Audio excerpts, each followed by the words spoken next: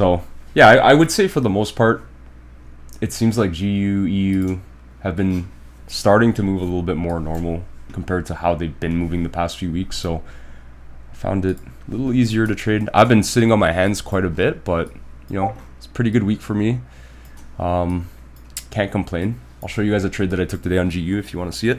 But what I kind of wanted to do for this session is give you guys an opportunity, like last week, to request whatever you guys want to backtest, and we can backtest it. Full disclosure, so I wanted to tell you guys this too because it's pretty interesting. I found my trading has actually improved quite a bit, and same with my strike rate.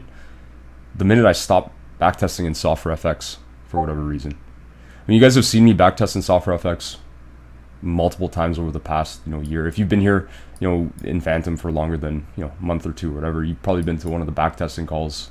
If not, maybe it's not in your time zone. If this is your first backtesting call, welcome. But when I backtest, even on TradingView, when I do bar replay, I tend to go really quick. When I do it with you guys, I do it slower, obviously, and I feel like I've gotten to a point now. You guys, if you don't know my background, like I've been trading for quite a while now, like almost 4 years.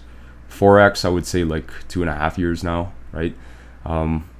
When I first got Software FX, it was the same thing. I would just like click through price, not really think about it. Probably put upwards of, I don't know, a couple thousand hours into Software FX. But the biggest problem I've had with it, honestly, and I don't know if a lot of you guys use it. I know it's not the easiest software to use, Software FX, but even if you use bar replay, I found it really hurt my trading in the sense that it hurt my patience, my ability to sit and not force trades that are like not high probability, right? Or rather, like it would force me to I would force trades that are low probability, right? Because I'm impatient, right?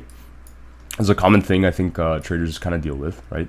So I just wanted to offer that kind of like tip for you guys. If you find you're like entering stuff you shouldn't be, you're breaking your trading plan, like, and maybe you're spending like upwards of 6 hours a day backtesting, try cutting it down to an hour.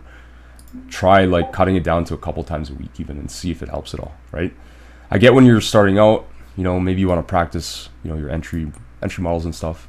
Obviously, me talking like and telling you guys not to do it, it's a little counterintuitive because it's coming from somebody who's been trading for a while, right?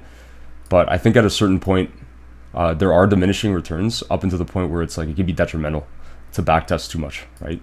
So that's why these calls are kind of, I want to shift them in a little bit of a different direction where, we'll still backtest, we'll do bar replay because it's good practice, but we're going to do a lot more like case studies and hindsight stuff as well as like review of like, certain trade setups or, just like even things like looking at structure, right? That's kind of the direction we want to go moving forward. So it's not just going to be straight up, bar replay and Software FX. I know a lot of you don't even like that because it's like hard to read and stuff. Everybody prefers TradingView. I totally get it. It's a lot clearer to read and everything, right? We can see our sessions. I can flip through time frames at the click of a button, right? So yeah, that's my little intro to this. That being said, let's get started. If anybody has something they want to request to start off, we can do that. Let's maybe leave questions to the last 30 minutes of the call. It'll be a 2-hour call, so we'll end off at around 3 p.m. Eastern. But yeah, that being said, if anybody wants to start, you can either unmute your mic, let me know what you guys want to look at. We can look at any one of the pairs. We can either break down the previous week. We could pick a random day if you guys want. We can backtest it even on the 15-minute. We could do the 4-hour for all I care. GU sounds good. EU or GU? GU. GU? After GU and EU, we should do UCAD. GU. Dollar CAD? Sure. I haven't looked at dollar CAD in a while. And being a Canadian, it's funny. I'm not even really aware. Yeah, I'm so surprised y'all don't trade that. I used to trade it. It's funny, when I started Forex, that was one of the first pairs that I trade. Dollar CAD and dollar. It moves perfectly in New York, like just perfectly. Yeah. I don't know. I remember it ranges quite a bit. Large ranges, right? But who knows what the market conditions were back then compared to now. All I know is what dollar Canadian's probably what? $1.28? $1.27? Am I close? Yeah, around it's been moving pretty good, to be honest, these past couple weeks. It's good to know. Well, we'll check it out. I'm down to look at it. Claudia, yeah, we do trade actually gold and US3. I don't know if you see like everything that I have here as my different tabs, but I don't necessarily primarily like focus on this, but Dan does. Dan really loves the indices, the US indices, and gold, right? And same with me. I'll trade gold. I'm a little apprehensive to trade the indices as much because I'm not as experienced with it. my main like go-to, and it comes down to personal preference at the end of the day, right?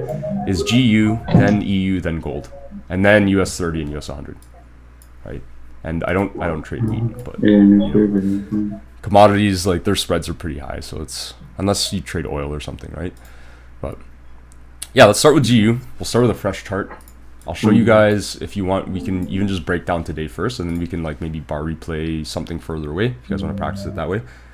But we'll do like a full-on analysis of it. I'll just cut price to the previous day, to Thursday, and you can kind of look at it, because I believe there were trades yesterday or Wednesday as well. I think there was news as well. Miguel, do you know if there was news? When? I Today? don't know. Wasn't there news at some point that you... Today? No. Didn't you trade Oh, news yeah. by accident? When I traded. Yeah, when you traded news by accident. I'm exposing you a little bit, but... That was yesterday. For That was mistake. yesterday? Okay, yeah, so... I forgot think that there were news and I made 20 yards with that. Yeah.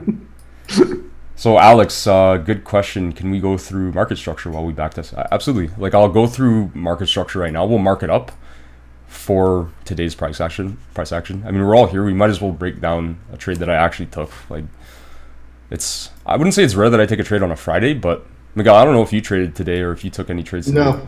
But No. you know. So yeah, let's start with structure. And we're gonna kind of do it my way. Today Miguel, I wasn't even with the charts basically. yeah, that's fair. So let's start on the weekly chart. Again, whether you want to use weekly or not is totally up to you, personal preference. I like just marking out zones. I don't mark out structure on it. Blackwatch loves the weekly and monthly chart. But for me, I find, I don't want to carry that bias too much. I'd rather just like kind of look at what's happening overall, because when we look at a weekly chart, we're literally looking at years and years of data, right? Like, look, this is 4 years of data just from here to here, right? Or more, something like that, right?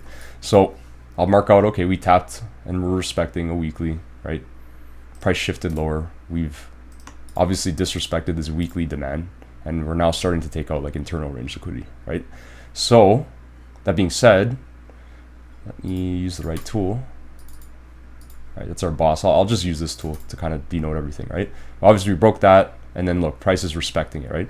Now I'm not gonna bother marking this out on the weekly either, because I know on the daily, because I mark this out every day, right, that there is a daily supply chain forming in this area here, right? So let's go down to the daily and we can start breaking down structure too, right? But before we do that, let's mark out our zones and just see what is being respected, what's chaining, that kind of stuff. We can mark out liquidity a little bit, right? So we'll do daily here, kind of like that. So what I do want to do too is, we'll dedicate some time in this call to go through some sort of bar replay, because maybe that's what a lot of you were expecting. But, I don't think doing these hindsight kind of breakdowns hurt either. I mean, we'll back test we're going to bar replay the actual day too. I'll show you guys what I was thinking. It's a little bit of an interesting thing. I'll even go as far as maybe sharing a little bit of what I wrote in my journal, if that helps you guys. I'll be a little bit candid about it, right? It's not perfect. You guys are going to see as it's a little impatient. That's the truth. But in the end, I was patient enough to actually like wait and hit it at the right time, right? So this is kind of how I see it right now. You have daily chaining, right? Meaning we're coming down, supply is being respected, demand is failing, right? So we'll mark out the demand levels here too, as you guys can see. And, right, we can see this demand level held for a little bit and then eventually failed, right? And remember, what happens when we're reacting to these demand levels? A lot of the time we're creating liquidity, right? So you can see these reactions here, right? I wouldn't really call this a reaction. This is just a pause in price, right? But this more so, right? Because price reacted, it created a little bit of like a high here.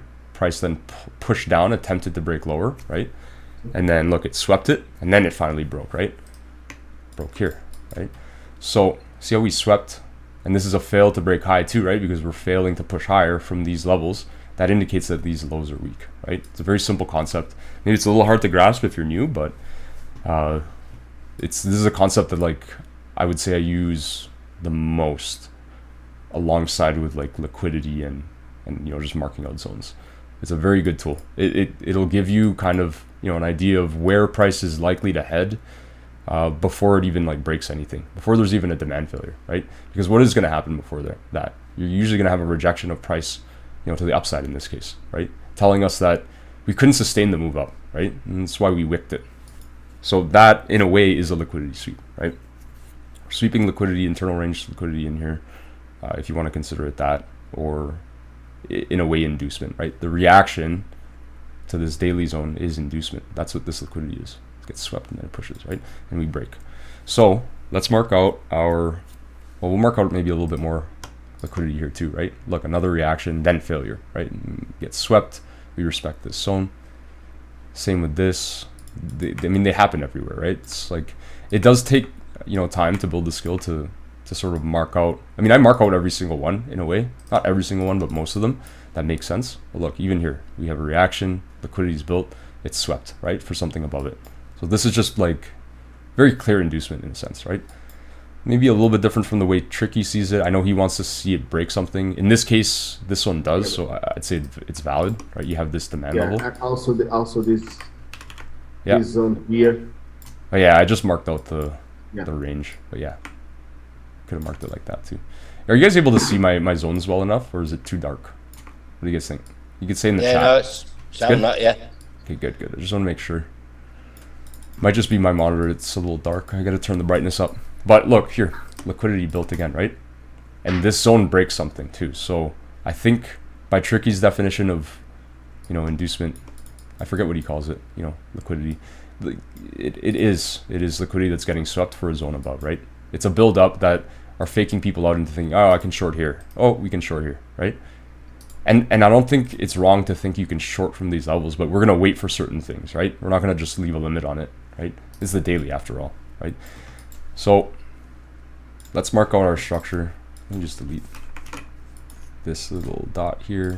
So daily structure, I'm going to denote with a red marker like I normally do, right? So we have our high, right? We'll just start from the left so we don't get caught in a complex pullback. Price shoots down. I would not qualify this as a pullback, right?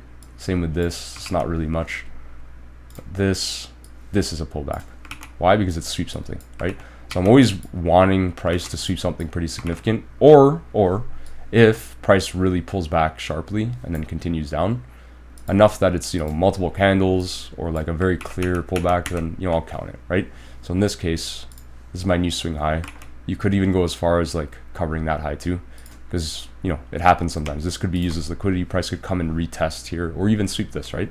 So we keep our options open. We can keep it loose if we need to. It's daily structure after all, right? So it's going to take time to develop. Then we see a break of this low. Yeah, Dino, we're recording it. Don't worry, I'm recording with OBS. Oh, you're asking if you can record it? No need, because we're recording it. I'll upload it to the site afterward. Yeah, you'll be able to rewatch it without watermark and everything. So don't stress. Okay, so continuing on, we break the structure low, right? And we look back again, right? Same thing. We could leave our structure high here if you guys want, because if price does come up to here, it could sweep this, right? But if we want to kind of just stick to, making it look pretty, I would say this is my new structure leg from here to here, right? And then price obviously retraces, sweeps something, right? And then we break structure again, right? Now for this one, do you guys see why I wouldn't count any of these as structure points? I'm not going to trail my stop, or not my stop, my structure high here. This is going to be my entire leg. Why? It's the same thing that I go over every call, right? This I don't count as structure, right? This I count as structure. See the difference? Or this.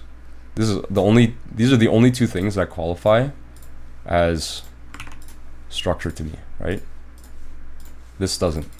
Just these, right? Because look, we're breaking these lows. Price is either sweeping or we're having a very significant pullback that, like it's hard to miss. You know what I mean? If it's easy to miss, I'm not going to count it. I'm going to consolidate the whole leg, because here's the thing. If we trailed our stop loss to any one of these levels, right, we're getting swept out, which could happen even with this, by the way, right? Remember, there's liquidity sitting here. It's not, out of the realm of possibility that price could come and tap into this either, right? So you just be aware of that. We want to keep our price or our structure loose so that we're not getting caught in order flow, right, within the actual like large overarching structure, right? It's kind of the way that I see it anyways. So I think Miguel does too. And most of us see it that way, right? That's what works for us. So I feel like we've gotten to a point where we've refined it pretty well. There was a point there where I was like kind of fiddling around with different types of structure, like being more tight with it, loose with it. I feel like a pretty happy middle ground. So next, right, this is obviously our structure points from here to here, right? So this is our high, this is our low, and we can draw rays kind of pushing off to the right so we can see if price, you know, cuts through it, right? So with this, I know, so here's the thing, I'm going to quickly mention this because I see people do this sometimes when I've done coaching calls in the past. Not really doing them much anymore, by the way, unless you want to DM me. I can try to find time. I've tried to limit it now because I'm just focusing on my own trading. It's just not worth the time. But what I've noticed is some people will mark out stuff like this substructure, when our clear structure, swing high and swing lower here, right? This is all just order flow within it, right? And you can mark this out, but it's really just 4-hour structure or whatever time frame is below it, right? So that being said, I'm not going to mark anything here until we break this low. And we did finally, right? So we break it here, and now we can look back, right? So there's two places you can throw your swing point high. For me, and I think Miguel will agree with this, because I like doing it a little bit looser now too, right? We're gonna cover this high. Because again, if price comes back into here, this is the extreme swing point, right? I'm not going to trail it down to here because this could get swept, right? Now, that doesn't mean that I'm not going to, you know, look at potentially taking shorts from this level. Might be valid, right? You never know. But again, if price does come and track into this area, you know, we'll set an alert first of all, right? Can't set alerts in replay mode, but you guys get the point, right? When the alert gets hit, I mean, again, this is the daily chart, so we'll have time to look at it. Of course, we're going to take a look and see if order flow shifts in a way that we can actually get involved with it, right? Knowing that the risk is we could get swept, but it's still worth the risk, right? We can come where we can get into it. We can potentially capitalize on a, you know, even a pullback, right? Because, you know, there's a few scenarios that can happen. Price could come into it, it could pull back like that. It could then sweep. From an intraday perspective, you could probably short from here to here. This is enough of a move that you could probably take, who knows, a 7, 10-hour trade, depending on your stop loss. If you're trading on the 1 minute, right? If you're trading on the 15 minute, it might be a little bit more difficult to pull like a decent R out of that. It might, you know, it depends on pair to pair too, right? And the volatility and how big this, you know, pullback might be if we are going to come into this before dropping. But, you know, you could probably pull 4 or 5R out of the 15 minute if you had like a risk 15-minute entry there, right? If that's, you know, part of your plan and how you want to trade it, right? The other alternative thing that could happen is obviously, you know, we could do this, right? And we could just straight up respect it, right? Or price may never come up to there. It could come to this, right? So lots of possibilities. It could slice through this completely, use it as liquidity, and then maybe even do something like this where it reacts and then even sweeps this high, right? We've seen this happens, right? It's the same thing that we were kind of talking about with this, right? Where price would just wick the high. So imagine this is a wick from here to here, right? And we can play that wick if it breaks something here and we have a demand failure, right? Then I can be like, okay, yeah, let's take a short here. Even though, you know, we took this high out and maybe, okay, this is invalidated. It's really not, so long as it wicks it, right? Now, of course, this works a little bit better on the 4-hour, because if we're going to look at the daily and it's a daily fail to break high or a wick, you know, obviously on the 4-hour 15-minute, it might be misinterpreted as a break of structure, right? Of breaking that high. So we want to be just cognizant of the higher time frames and not make that mistake, right? We're trying to make like consistent judgments as to what we think price is going to do, right? So to do that, obviously you got to look at every time frame, right? And be aware, just like, okay, is it wicking on this time frame? Is it breaking, right? And it'll tell you, it'll give you like a good picture or like story. And of course, you can practice looking for this kind of stuff just by looking through price. You don't even have to do bar replay to do it, right? Just literally flip through the different time frames, whether it's current price or previous price, right? And you get an idea of it, right? So, okay, we've marked that out. That's our daily, right? We broke structure here. I'll just keep this as a boss. Actually, no, we'll label it properly for you guys just so that it looks a little nicer. So that's our boss. This is our boss, right, on the daily. Now we can go to the 4-hour, right? So do you guys like that we do structure every time? I never actually I don't think I ever asked you guys if you guys like it. Yeah. It helps, right? I think it's useful. Yeah, it does help all the time. I just want to make sure. Can get confusing, man. It helps when you map it out like that. Yeah. And it's good when we have new price action to look over too, right? So perfect. So okay, let's see, 4 hour now, right? Same thing. I'm gonna start from here. Like sometimes I'll do this. You don't always have to do it, depending on like your skill level of it. Honestly, when I do it, I'm pretty like quick about it, right? I'll look at recent price. I'm like, okay, you have a 4 hour break. Like if I told you guys, right, because I've marked this out so many times, I know my current swing points are pretty well here to here, right? That being said, Miguel's is probably like this, right? Miguel, What? Your swing points are probably this high and this low, right? No. No, here? So you agree with me? Here, because it breaks here. So it will be here and here. And then here. Yeah, okay. Okay, good. So we're on the same page. Good. Yeah. Love that.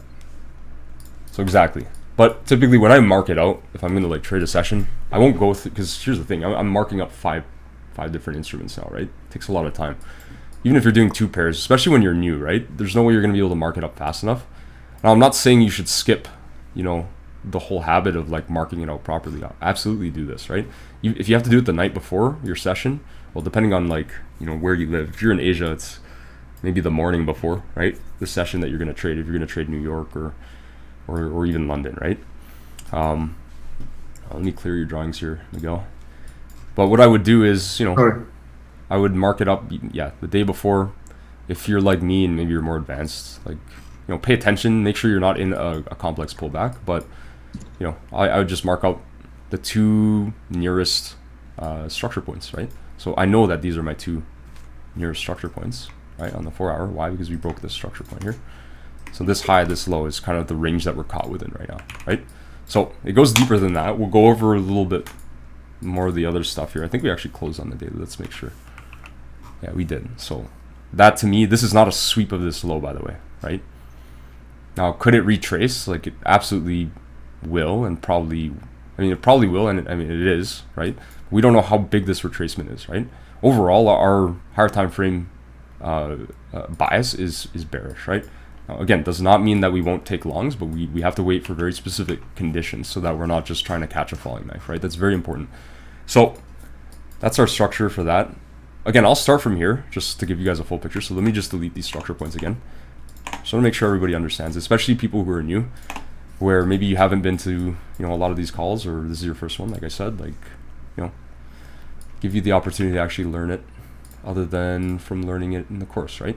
So this one, I would say, this is really weird price action, I remember, because look, it just kind of trickled up, right? But what I'm going to do here is I'm just going to simplify it. We're going to call, let's say, let me think here. I would probably call this one a low. This one's valid enough. The rest is, like, here's the thing. We could probably consolidate this as one leg, right? So we were bullish here, expecting this high to go. And then we tapped into the daily zone up here. So then, obviously, price started pulling back, right? So I'd say from here to here, then we break this low. And then I would probably trail backward a little bit and say, okay, maybe this one, right? Makes sense. Remember, it's the 4 hours, so we can be a little bit more tight about it. It's not like the daily. Again, why would I pick this high instead of this one? This isn't out of the realm of possibility of keeping this high either. But again, like, look, this swept something, right? Particularly, it swept the reaction to this level, right? See the liquidity? So that, to me, validates it as a major swing point high, right? At least for the 4 hour zone, or 4 hour time frame. And then same with this, look. It's a pretty significant pullback, right? I think we respected this. We could check. Yeah, we respected this zone here, right? Oops. Price pulled back. We swept the reaction, right? These white candles here are bullish reactions to this demand level that failed, right? And price then continued to push and break down lower, right? So you guys see how clear that is, right? And same with this one. We'll mark out the actual breaks of structure. Now, the other way to think about breaks of structure, right, are levels of demand in this case, because we're bearish, failing, right? So we have our 4 hour zone here that we're, would have otherwise been our catalyst for pullback. Remember, this is all Dorito liquidity, right? Internal range liquidity. Let me see if I can find my triangle tool here, right? You guys see this? So the whole concept of that is we take out a couple of these levels that are catalysts for pullback, right? like this one, right, you can kind of expect the rest are going to go, right? I always try to like use the analogy of like, okay, it's a little bit like you're falling down a mountain. You can maybe catch yourself at the start, but the more momentum you catch, there's no way you're going to be able to save yourself from like falling down all the way down the mountain, right? So it's much like price in this case, right? That's not always the case, right? But you know, based on the structure that we have here, like, you know, it makes sense, right? So we have a couple of levels that, again, they failed. I like to drag them out to the point where they actually fail, right? And I'm only marking out my breaks of structure with this dotted line, right? The breaks of my actual swing points of structure, right? So we have this 4-hour demand here, and we technically have this nested internal demand that's sitting here too, right? You have to think, any retail trader here, even some of us, you know, our quote unquote whatever smart money traders, supply demand traders, people would long here, right? You'd be surprised, right? And maybe that is even valid within your plan, right? For all you know. I mean, we didn't really break or violate any level of like supply, so I wouldn't have longed here. But you know, obviously we're starting a chain. I could see why people could long here, right? It's kind of my point. So yeah, my point is, you have a demand here that fails. Something to fail here. But yeah, exactly. That would validate this more so for me too. But my point is, you have this internal demand, right? Aside from this, they're both levels that people are going to try to long from. If that fails, that tells us that, you know, structure's broken, right? So it's kind of a combination of things you want to look out for. For the simplicity of marking this up, I'm just going to drag out this one from the left, right? Technically, it's part of this chain too. And this failed as well, right? Because price obviously crossed through it. But again, I'm not going to mark it as a break of structure because it's really just, you know, a violation of this demand level, right? So it's good to know. Maybe we'll even mark out the whole range here so it makes a little more sense, right? Price came tapped into that, pushed forward. It's part of a chain, right? 3 taps. Whatever, it failed, right? Okay, great. Let's see what happens next, right? Price adjusts. Maybe it looked like on the daily it wanted to collect more liquidity or build more liquidity, take out people who are, you know, kind of weak-handed, quote unquote, and then push up higher, right? So this catalyst for pullback actually held for quite a bit, eh? So price came into it. Look, we actually shifted, right? And then we can see our next break of structure because remember, from here to here was kind of our swing structure points, right? We had this low, we had this high, right? So we'll mark that out next. We have this low, take out that high, and I don't see any pullbacks along the way that qualify as swing structure, so that's our new swing structure from here to here, right? And then what? So this is where things are going to get a little bit tricky. I'm going to let you guys interact here a little bit if you want with, you know, voice chat or whatever, because there's not really much to mark up, but knowing that this is our high and this is our low, I want to know what you guys think, whether you guys think this is a break of structure. Like, did we break structure at any point here? What do you guys think on the 4-hour? Yeah. Okay, Jan, good. So you marked it out, but not the wicks, right? You guys remember the concept I was just explaining on the daily? How if we're wicking stuff or rejecting off of it, we're just sweeping, right? Yeah. Now, yes, we did technically break structure here, right? Now, does that mean that every break of structure is valid and we're always going to like follow a trend one way or the other? No. So we can actually see in hindsight, despite the fact that we broke structure, and we'll mark it out that way, right? Just to keep consistent with it, right? We technically broke structure here, right? That's why we drew it out. So I'll draw it over here, right? Even though we broke structure, right? The fact that we failed to really close with a lot of strength above it, tells us this is actually a sweep, right? Even though it closed above, technically it closed above, so it is a break of structure. But in hindsight, one thing that you can do is wait for a reaction, and you'll see that there is no reaction at the demand level. Just pull through it. Yeah. If there's another closed candle up here, then I'd class it as a break of structure. Yeah. That's the thing, right? So the other thing that we could do too, by the way, that I've kind of been implementing as well, is for every wick high that gets created, we could just move, like, we don't want to necessarily move our structure point, right? But we can move our boss line a bit and just see, okay, does it actually close above it, right? Because despite the fact that, one thing that I usually do, sorry, Rob, go for example, we have this high, and as we have a lower low than the one before here, so this will be my new high and my new low inside this range. My range is not now is not this, is this one. Yeah, exactly. So pretty much the same thing that I was gonna say, right? The fact we didn't close above this new like range, as Miguel kind of said it, right? It's depending on what way you want to kind of like approach it. It's the same thing, really, right? I'll use a different tool for it, right? Could say it's liquidity line. Based on that, we don't even come and tap it again, right? So even though we broke structure, this is one of those situations where you just have to be aware, like, just because something happens doesn't mean, it's going to continue that way, right? We failed to break the high multiple times. We keep rejecting off of it. Like, these buyers here are weak-handed. Same with here. Like, if these guys were strong-handed buyers, right? Maybe like there's an institution behind this, right? Then I would say, yeah, like, great. Like, they should be able to break this high and close above it. You know what I mean? And then on top of that, remember, we're trading counter trend to the daily too, right? Because the daily is obviously bearish, right? Our red dots here, right? I forget why I marked this out, but I think it's because we broke structure now, right? Let's quickly go back on the daily for a second. Oh, right, yeah. So even based on that, right? This is all a pullback between these highs and lows, right? Based on where price was, right? Because we're still here, right? So anything that happens within this until this low breaks, right, are just complex pullbacks, right, on the daily anyways. So you don't want to trade necessarily against the higher time frame, especially when it's setting up this way, right? It's not to say that, like, you again, we can't take longs. There are opportunities intraday to do that, right?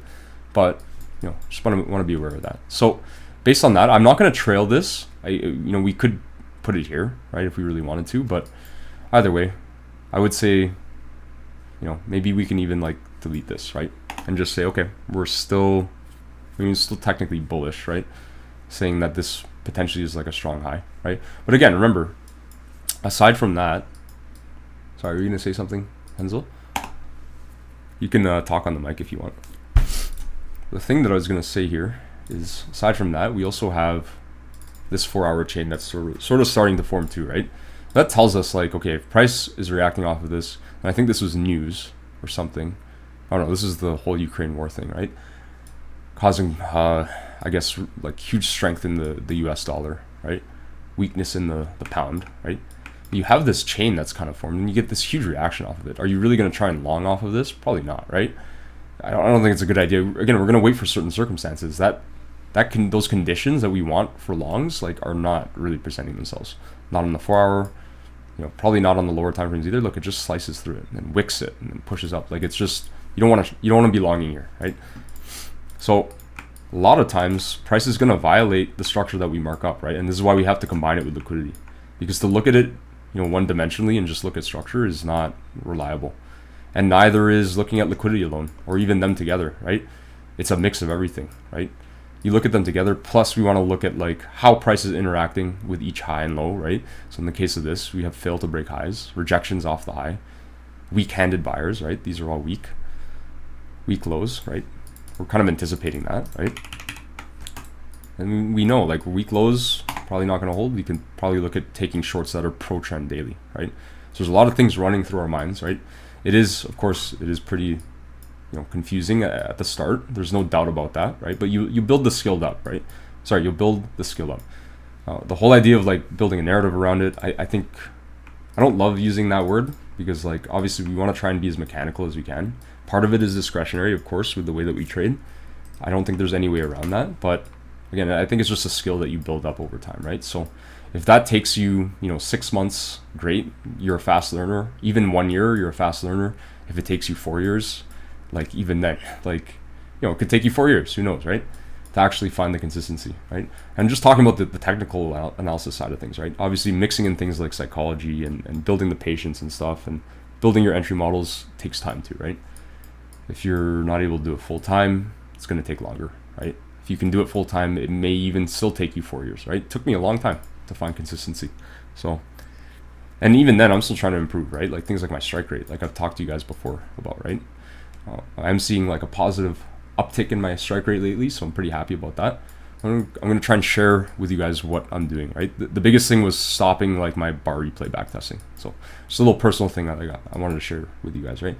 Again, it's a personal thing. It doesn't necessarily mean it's going to, apply to you as well. Maybe backtesting makes you a godly trader. I don't know. It's different for everyone, right? There's no one size fits all solution for like learning to trade consistently. If that were the case, it'd be really easy, right?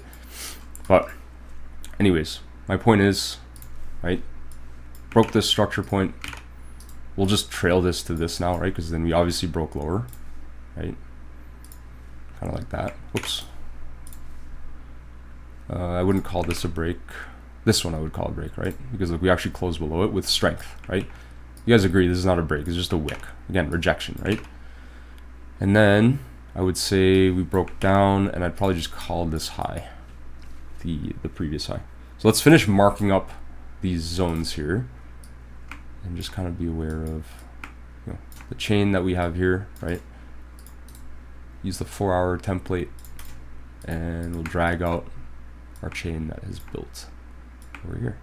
You can go as far as filling this like little imbalance here. I like doing that. I like being really like, you know, liberal about what I consider a zone, right? If it's a range, it's a range, it's fine. Because again, if I'm going to set an alert here, and again, you'll see it regardless, right? Alert or not, you're going to see prices in the zone, right? But I want to know, okay, if I'm in this zone, I'm in this zone early, I can start paying attention, right? Like for that day or whatever, right? We have liquidity built here, price shot down even lower. Now, we're obviously really low in the leg for premium and discount sake, right? But on a higher time frame, you know, weekly, right? Same thing. I mean, we're in discount of this larger overall structure, right? If you guys want to look at like the monthly chart, but whatever, I don't do that. I trade intraday. You guys know that. I like looking at my more immediate price action. We play our 4-hour daily trends, right? So let's see. So let's go on the 15-minute now. Well, there's much else to mark out really on the 4-hour, right? There are some of these zones, but you know, they're whatever. For the 15-minute, so I'm gonna be honest with you guys. It's not that I don't mark the 15-minute out. I kind of do it mentally now, but I don't like marking it because I just find it so unreliable. And that's another thing that's helped me quite a bit, is not expecting the 15-minute to hold as much as like most of you guys do, right? It's very dangerous to expect 15-minute. It's almost, in a sense, like expecting 1-minute structure to work a lot of the time, right? I want to focus on the 4-hour because that's where the high probability setups are going to happen. Of course, it takes more patience, right? It's easy not to be patient, right? To be impatient, but you know, we'll mark out the 15-minute structure anyways. Just again, I'll show you guys what I mean, right? It switches left and right all the time, up and down, right? Between bullish and bearish, it's like, this is why we need our higher time frame to really guide us, right? Anything else is just, you know, whatever, right? So I'll go as far as this, right? Go like this, price kind of pulls back, then shoots down. I would still consider this my previous swing high. No, maybe this one. We'll do this one because look, it sweeps here, right? And then we break lower, right? This low. Actually, sorry, we should even include this. Technically, this is a structure break too because look, we went like this, we broke, then price pulled back and then pushed down, right? So this whole thing is structure. This is obviously structure too. For a couple reasons, it sweeps this. This is also a massive pullback, right? So of course we're going to count that. You could keep your high here because again, price could come into that. Respect it, right? Remember we were talking about these are those 4-hour zones that are pretty like shit, to be honest, right? But again, doesn't mean that there aren't intraday opportunities there, right? Okay, price pushes down. Then we have another break here. And the problem with this, and again, this is the problem with 15-minute, it's not reliable, right? So we could trail our high here, but what I'm going to do is maybe look back a bit and just say even this high, right? Because again, pretend we don't see any of this price action for a second. If we trail our high to here, number one, like, it's equal highs, it's Asia's highs. Like, what do you expect is going to happen? Of course, it's going to get run, right? And we see that happens on, I think this was Thursday, was this London or New York session, right? So that's the reason I'm saying, okay, let's push it back a little bit. Let's give it room, right? What could this sweep into, right? Rather than putting my swing high on the 15-minute there, you could put it here or even up here, right? Like, let's just be realistic about it, right? Now it's kind of weird because we're putting it above this, right? When, you know, technically we broke this low, right? This low here. And I'll mark it with the proper tools so you guys are very clear about what I'm seeing here. We break the structure low on the 15-minute, right? Same with here, here, here, right? Those are all structure points that are breaking, right? Previous one was probably here, right? I'll mark out that low. But again, right? If we're going to consider this our high, there's a very high chance this is going to get swept, right? So like we don't want to like, you know, here's the thing. If you're going to mark it there, like don't give it too much weight is what I'm trying to say, right? You're going to shoot yourself in the foot doing that. So I'm going to say it's here, right? That's fine. We break, right? And then what happens? Now we're caught within this, right? Obviously price ranges quite a bit too, but you can see this would have been the extreme now of our 15-minute structure, right? With our 15-minute structure being, you know, in a simplified form, here to here, right? It's like this. And then we can try to take shorts here. Make sense? Intraday shorts, obviously. You know, I think I actually, is this Tuesday? Oh yeah, I actually took this. I took a short here. I can't remember if it was on G or U, but I'll try to find it. Anyways, point I'm trying to make is, you know, just be careful about being too tight with your structure, right? So what happens? Finally, we break above, in which case we can trail our low here. We break here, right? Sorry, I'll actually put it to the point that I marked out, right? Break above, right? Now 15-minute is bullish, technically, right? We pull back. I don't know if you guys would want to call this structure. I would probably be hesitant to call it. If anything, I mean, we obviously break here, so we'll say that's bullish. But if anything, again, I'm gonna like say my low is here now, right? Or keep it where it currently is, right? Knowing that, you know, we broke above. If anything, you could just kind of go like this, right? Miguel's saying he would put it here. Miguel, again, my only problem with this is like, who's to say it's not going to come tap into one of these, right? Based on 15-minute structure, right? No, remember, we're countered to 4 hour anyways, so it can. It can't, On right? this, I just would put this as my low because price still respected demand here and broke again. There's a chain even with weeks, for sure. Even with weeks, it broke the previous high, so it's still with bullish intentions. Yeah, it's demonstrating bullish intentions. So my low would be now here. This would be the range I was trading at the moment. This one. Yeah. Sorry. Yeah, I agree. So yeah, from an intraday perspective, that makes, you know, total sense. Now again, we don't want to like ignore obviously what's happening off to the left, right? We always want to check our blind spot and see, okay, we have this larger 15-minute sort of range that we've tapped into. Again, I'm going to include this this bullish candle all the way up to the wick, right? I would even go as far as potentially marking this. Remember, these are those really like shit 4 hour zones. And again, it's not to say that they're not going to hold either, right? Obviously, you know, they are. We know that price dumped from here, right? So that being said, there's Wednesday. We'll push forward a bit. Now look, like Miguel said, right? Where he put his swing point, right? It holds, right? Now again, with me, if I'm going to put it here or even here, that doesn't mean I'm not going to trade from here because this is now just a decisional. In the case of what Miguel marked out or wants me to mark out here, this is his extreme, right? So if we break that low now, then obviously we're bearish, which is good because then, you know, in a way he's more agile with the way that he's marking out his structure, right?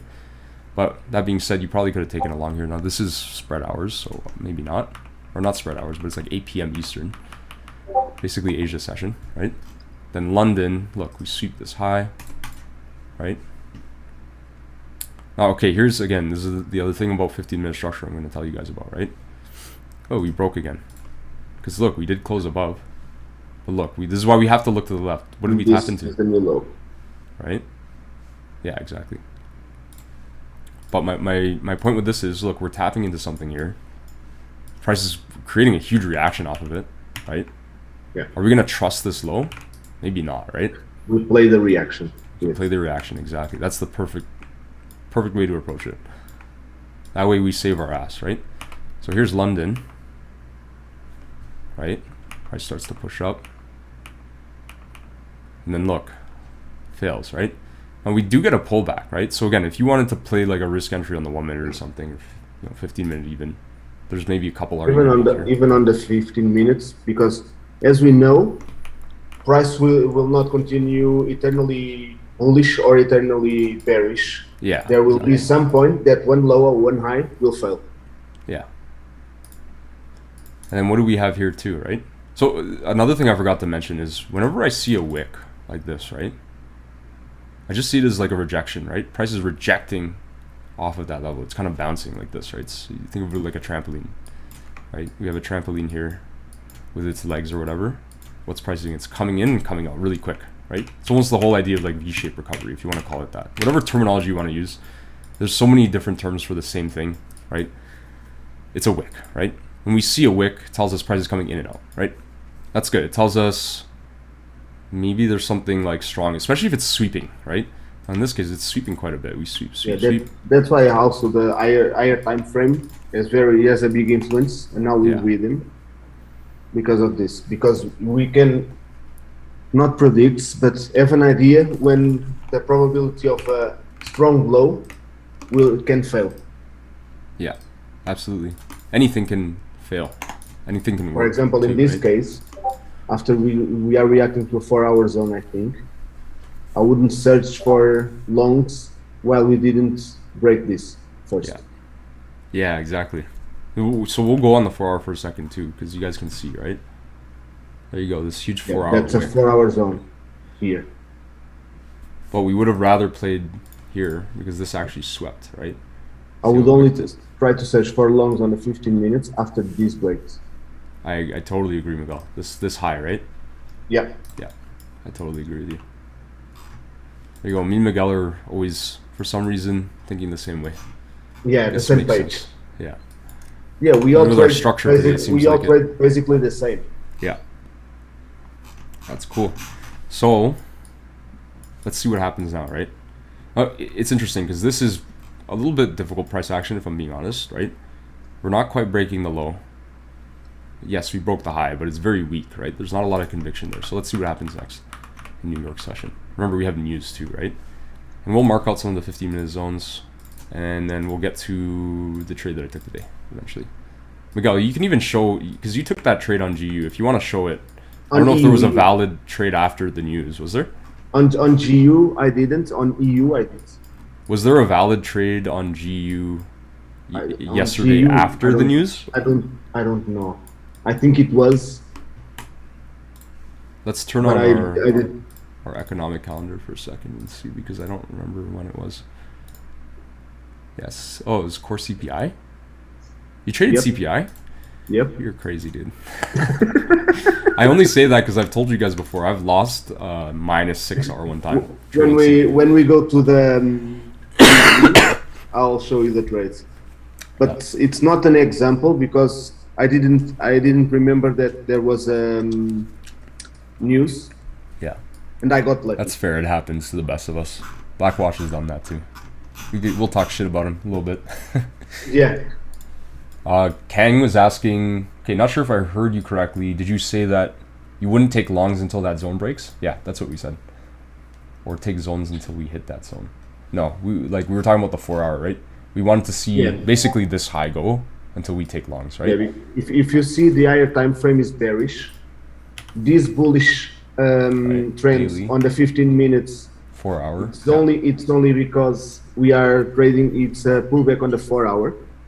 So if you are reacting from a demand supply zone on the higher time frame, we should wait and see the reaction on that time frame. Yeah.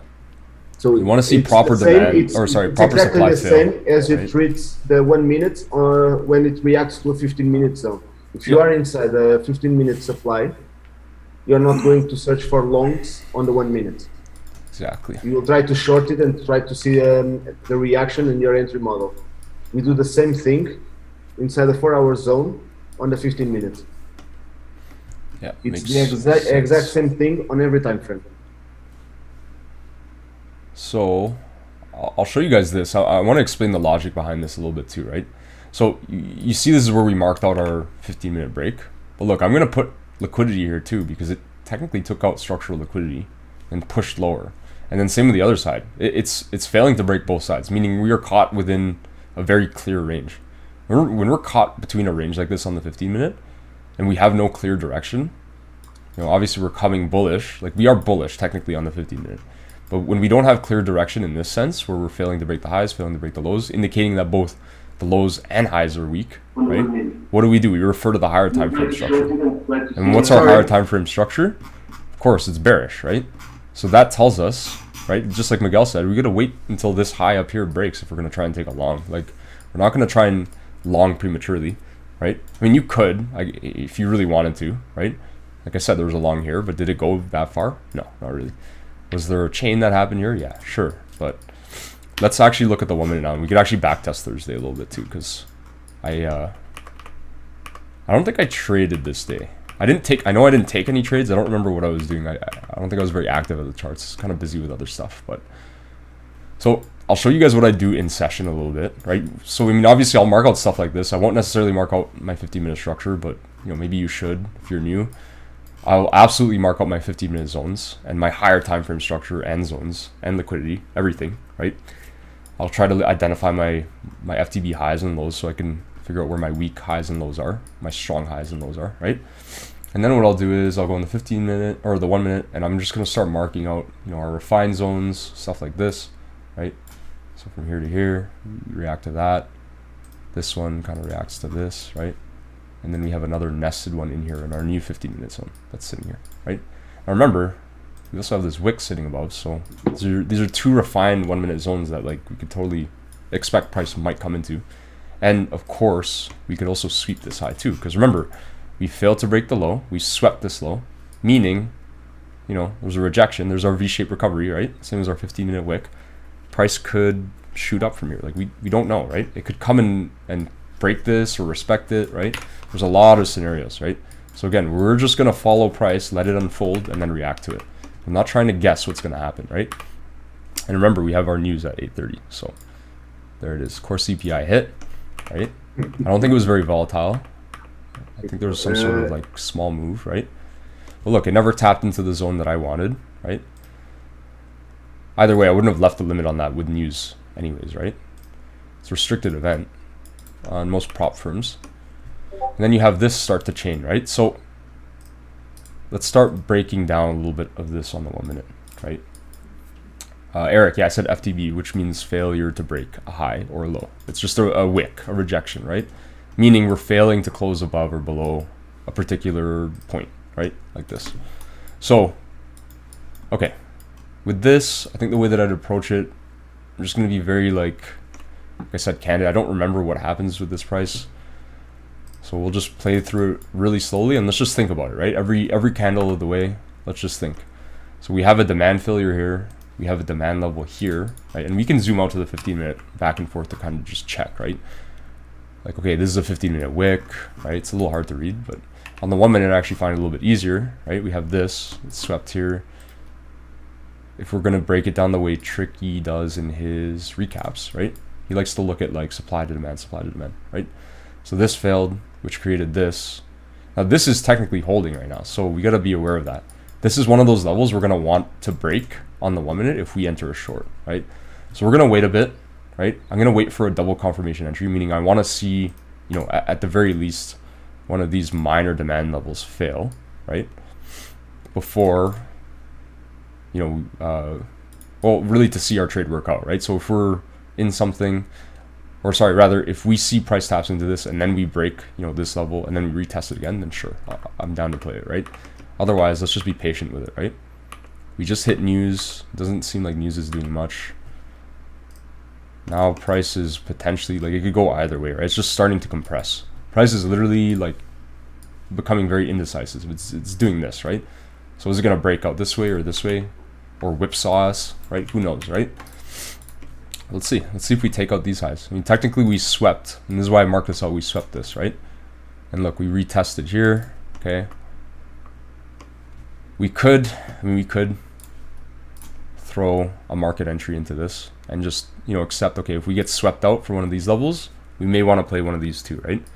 Now the problem with trying to enter this right now, I'm just going to tell you guys right now, is this demand didn't fail. We were trading against order flow if we throw this on, right? Now the only reason I could justify it, right, is we obviously, I mean, we wicked this low, which is not good, right? We want to break this low, but I do like that we have like a chain forming, right? Now that being said, again, could this all just be liquidity, right? I mean, Miguel, what do you think? Would you have entered this? This one, I don't even know if I would enter this. Like, maybe we should take it off because it's... You have this also. Yeah. There's a flip. Oh, it's liquidity? You can use this to justify this failure. this reaction and failed. Oh, the liquidity here. Yeah, that's true. The internal levels, yeah. Yeah. I guess that's kind of what I'm seeing too. It's risky because we have these levels. It's definitely risky.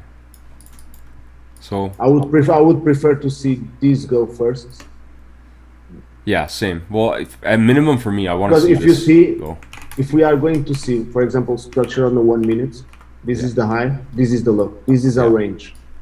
So that we're trading here. Let me put it this way. This is one of those trades. Okay, listen, I need to like make this clear to everyone here. This is not necessarily a high probability trade, what we just entered, but let me put it this way. It can work. It can work, yeah. It's probably, I would say, 20 to 30% less likely to work than like the highest probability setups, right? Which would be if this breaks, right? And I'll show you today what a high probability setup is because I took one, right? But with this type of trade, this is the kind of thing I would enter it and just know you're risking one whole hour, whatever your percent risk is, right? We use fixed percent risk.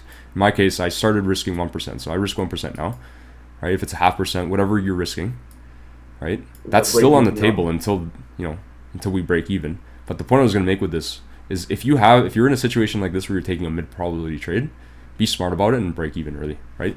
So I'm going to say my break even point is here. The only thing I like here, for example, to take the short is that this low was taken first. Yeah. And then we take the high, and failure, usually right? Price goes to the first sweep when there are two sweeps on the extremes. I'll set my break even level here, covering commissions, right? If price crosses over that, then we're out for break even. Commission's covered, right? If it drops, great, right? So if this were a normal trade, right? Now technically this would be valid, by the way. You could try to take this, right? We're break even. I'll mark out this zone in case it comes back into it. I'll kind of mark it out like this. And then we can decide if we want to hit market on it again. But it's good. We're looking pretty decent here, right? So what am I going to target with this? Let's quickly look at the 15-minute, right? Remember, this is a mid probability trade. I'm not going to like pretend like this is super high probability, and I don't suggest that if you're new to this that you take aggressive trades like this because it's going to bite you in the ass more often than it's going to work, right? Just with the way it's set up, right? For example, on this one, I would set this as my first TP. Sorry. Yeah, that's fair. Because we are counter trends. We are still bullish on the 15 minutes. Yeah. So it would be my next demand level. At least majority of my trade would be taken out here. Yeah, that's fair. I think for me, Miguel, honestly, because I'm break even though it's a mid probability trade, I would look to just hold it a bit. Like for me, it's not a big deal. I'd probably set we can wait for the reaction here, and if price starts to react to the bullish again, you could do that too. Close it when it comes back.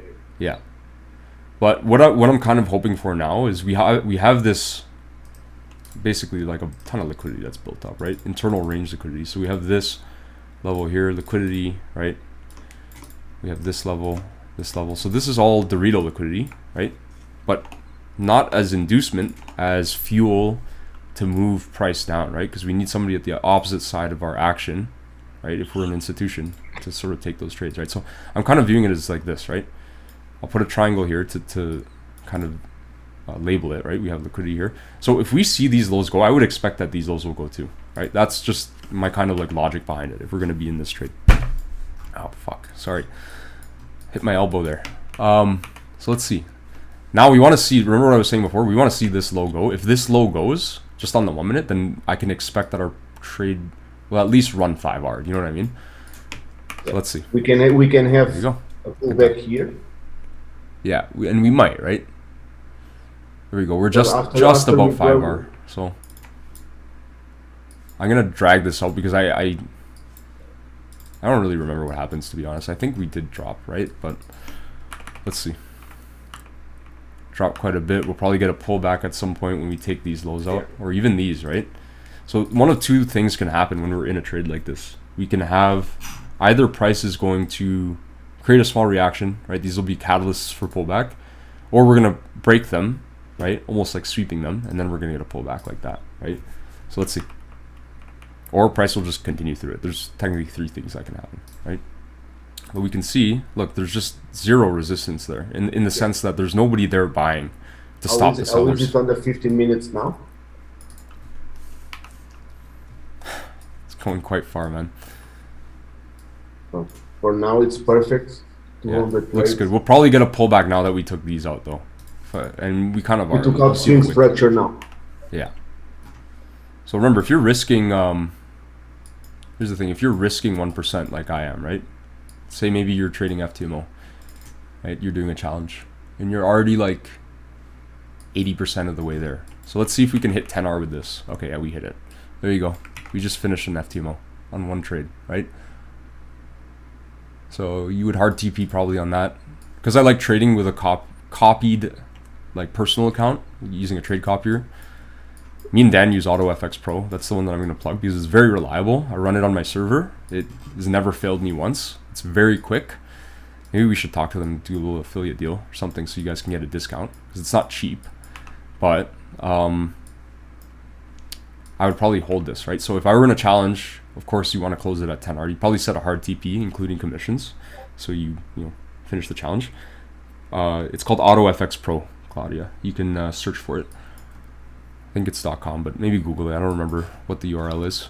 But on my personal account, what I'd probably do is, so I'd probably turn off the trade copier and then continue to manage it and let it run, right? On my personal. So let's do that. You can set partials or whatever. So here's our pullback that we kind of expected, right? Remember, it's actually pretty early in the morning still. Holy crap. It's like 10 in the morning my time, right?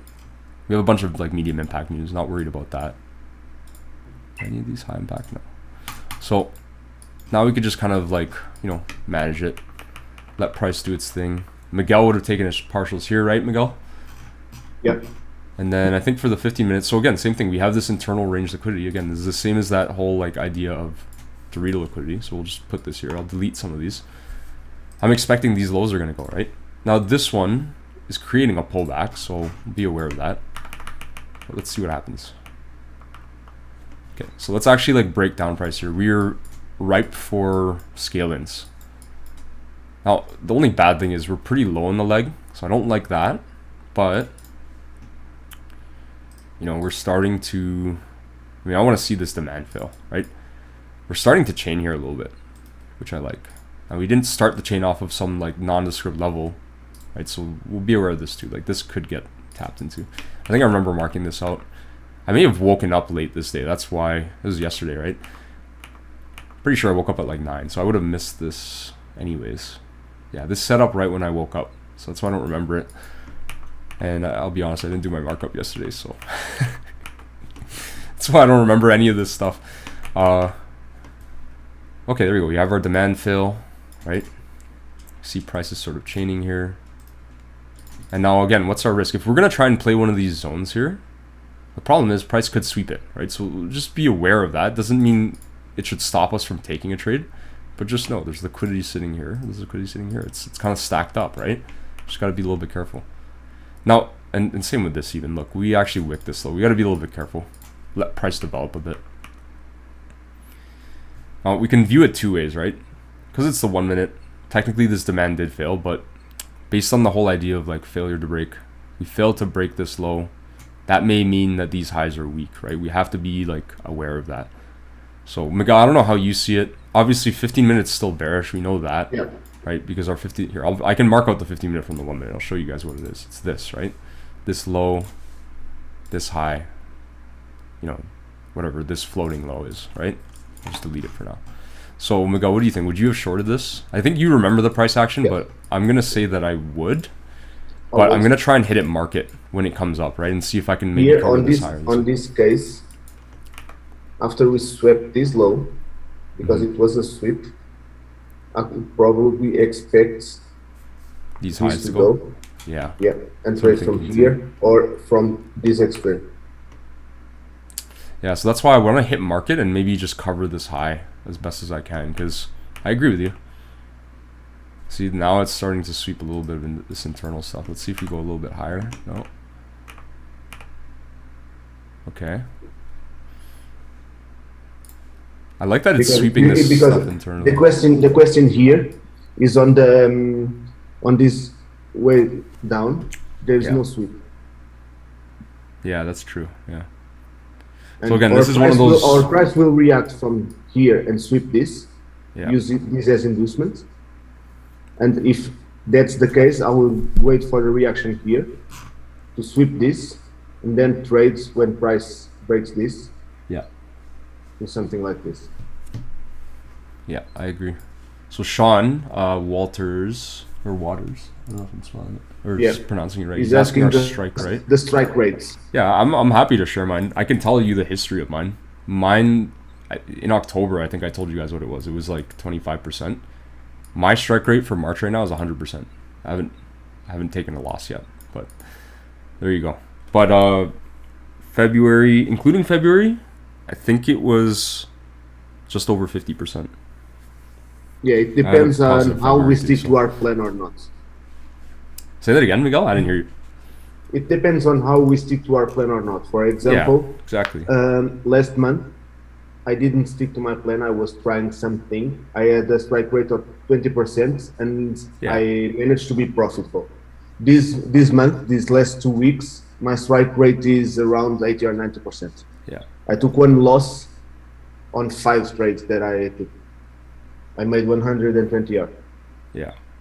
Yeah, so for February, I remember I took a total of 7 trades and 2 break-evens or 3 break-evens on top of that. And my strike rate, not including the break-evens, was 54 or 56%. But then January was really bad for me. Like, I had a bad month in January. It wasn't like that bad, but it was pretty bad. And I had like, I want to say less than 25% strike rate, right? So, of course, it's going to vary. It's not typical to have 100% or even like 60%. Like that's a high strike rate. I would say that everything above what's more important is your longer term. What's that? Everything that it's above 30 or 40% can be positive because of the absolutely 30% even we use. But I'll tell you guys from experience, 25% is hard psychologically because you're going to be losing a lot, and it's going to feel like you're just saving your ass by like, every 1 in 4 trades is saving you that week from like blowing your account kind of thing. And that's kind of how I in a way I felt that way in like October and November, because that's how I traded those 2 months. Again, I pulled like a lot of R, right? I pulled I think 33. I think in total it was like, it must have been 60 R between the 2 months, right? So 30 R each month with a top 25% strike rate. I was losing quite a bit, right? I was losing 3 in 4 trades, right? Three out of every 4 trades I was losing. Or break even, right? I don't think it was including break evens, like to be candid with you guys, right? To be completely transparent. But it'll improve over time. What's going to improve it is not forcing low probability trades, right? Even mid probability ones. Stick to the super high probability ones. If you have to sit on your ass and not take a trade the entire week, like, do that, right? Yeah, I took 5 trades these last 2 weeks. Yeah, there you go. For me, I had 1 loss and 4 wins. Yeah. I'm going to tell you guys this too, right? What's going to affect strike rate? So here's the thing. In January, I broke my trade plan. This is the reason I had such a poor strike rate. I was chasing trades and stuff. I was getting tilted, right? And I could share that with you guys because I don't care. It's going to happen to you. It happens to the best of us, right? I think even Brian experiences that sometimes too. It's not that he breaks his plan or revenge trades, but he gets tilted too, right? It's never going to be perfect, right? But that being said, you can recover from it. And the thing I think that helped me a lot is like, a lot of it can be based on things that are happening in your life even, right? That can affect your trade psychology, right? And your stress levels. It's very important, right? Now, I've found my best months have always been months where it's not that I'm like, I'm not trying, but I'm in more of a carefree state. I'm not so dependent on the outcome in the sense that like, I need to make it work. Anytime I need to make something work, or I'm forcing it, and a lot of times challenges will cause this too, by the way, right? If you're doing an FTMO challenge or whatever, and you're put under this pressure of, you have to make 10% in a month, like it is obviously gonna like affect your ability to perform, right? It's trying to perform under pressure. It's the same thing that athletes go through, right? In front of a crowd, or maybe they're playing like a game, right? Like a real game, a national game, whatever it is, right? To avoid entering in many trades is I don't take trades that my reward is less than 10 or 15 R. Yeah. Well, I don't do that. Honestly, Miguel. For me, it's 5 R, but... Yeah, I only take trades less than that if it's a scale in. Yeah. Which means that I am already in the bigger trades from the original points. Yeah. So, yeah, Sean, so anyways, to answer your question, aside from that, like, and I'll answer your next question in a second, but I was going to say, you know, the idea of like aiming for a 50% strike rate and above is great on paper, but it may take you years to get to that point. Just be realistic, right? I don't want to, like, at Phantom, we don't want to sell you that dream of telling you, okay, like, yeah, you're going to have a 70% strike rate all the time. Like, it's bullshit. It's not the case, right? No way. There will be months that you can end negative. It's not that often. Yeah, exactly. Not that often, but days for sure you will have negative. That's days, happened to me and Miguel weeks. too, right? What's more important is you're consistent over a year, right? If you can find, if you're consistently profitable and you pull a positive return over a year, like even if you have right? 3% positive every month, it's most than a bank can give you on a savings account. 26%, right? Per year. That's really good. And here's the thing, it's crazy when you think of, if you have enough capital and you make 26%, right? You guys got to do the math on this, right? Go take a calculator out later or now if you want, make a note to do it. Go figure, okay, 400 grand, 26%. What are you gonna net on that, right? After the profit split and everything. And we can do it right now. I'll show you guys if you really want, and then we'll continue on with this trade because I do want to explain why this is still a mid probability trade we're taking here, right? Let me pull up the calculator, right? Okay. We'll do 400,000. So say you're fully funded with FTMO, right? Or maybe you have a rich aunt or uncle or something that's lending you the money. I'm just kidding. Okay, so we'll do 0.26. Okay, so this is what we're gonna take. $104,000, right? US, right? Which is quite a bit of money, right? Times 0.9. $93,000, right? And that's doing 3% a month. This is a pretty good salary if you ask me. This is something like, if I know for my Canadians in here, 1.28. It's 120 grand. You're gonna be paying in taxes. You don't want to know what you're paying in taxes here. It's not good, right? You're gonna be paying quite a bit. Like probably your average tax rate is gonna be like, I don't know, 36+%, right? So you're gonna end up netting a lot lower than that. But there's your gross, right, as a Canadian, and then your gross as a US. I don't know what your tax rates are there. Yeah, it's even worse in England, mate. Don't worry about that. Oh, Alex, did I do? Oh, is it bad, Shane? Alex, did I do the math wrong there? It's about 40%, Oh, it's 36. something like that, right, Shane? 40% over 80 grand. Yeah. Sorry, guys, I did the math wrong. It's 0.36. I don't know why I said 26. So there you go, 144K, right? Times 0.9 profit split, right? This is assuming like you're like, you know, all the way funded and stuff, right? So there you go, 130 grand US take home, gross before taxes, dude. Like, come on, do you guys not see like what we're talking about here? That's literally taking a 3R trade once a month, right? So anyways, let's get back into it. We kind of went on a huge tangent there, but it was a good question, Shauna. I'm glad you asked it. I'm glad we can like, we're in a place that we can answer that, right? Because I think a lot of like people in this industry they're not very transparent about stuff like this. They just show what they take as wins and that's it, right? I think we even do that a little bit too, which maybe we'll work on. But anyways, so why is this a low, or not low, but mid probability trade?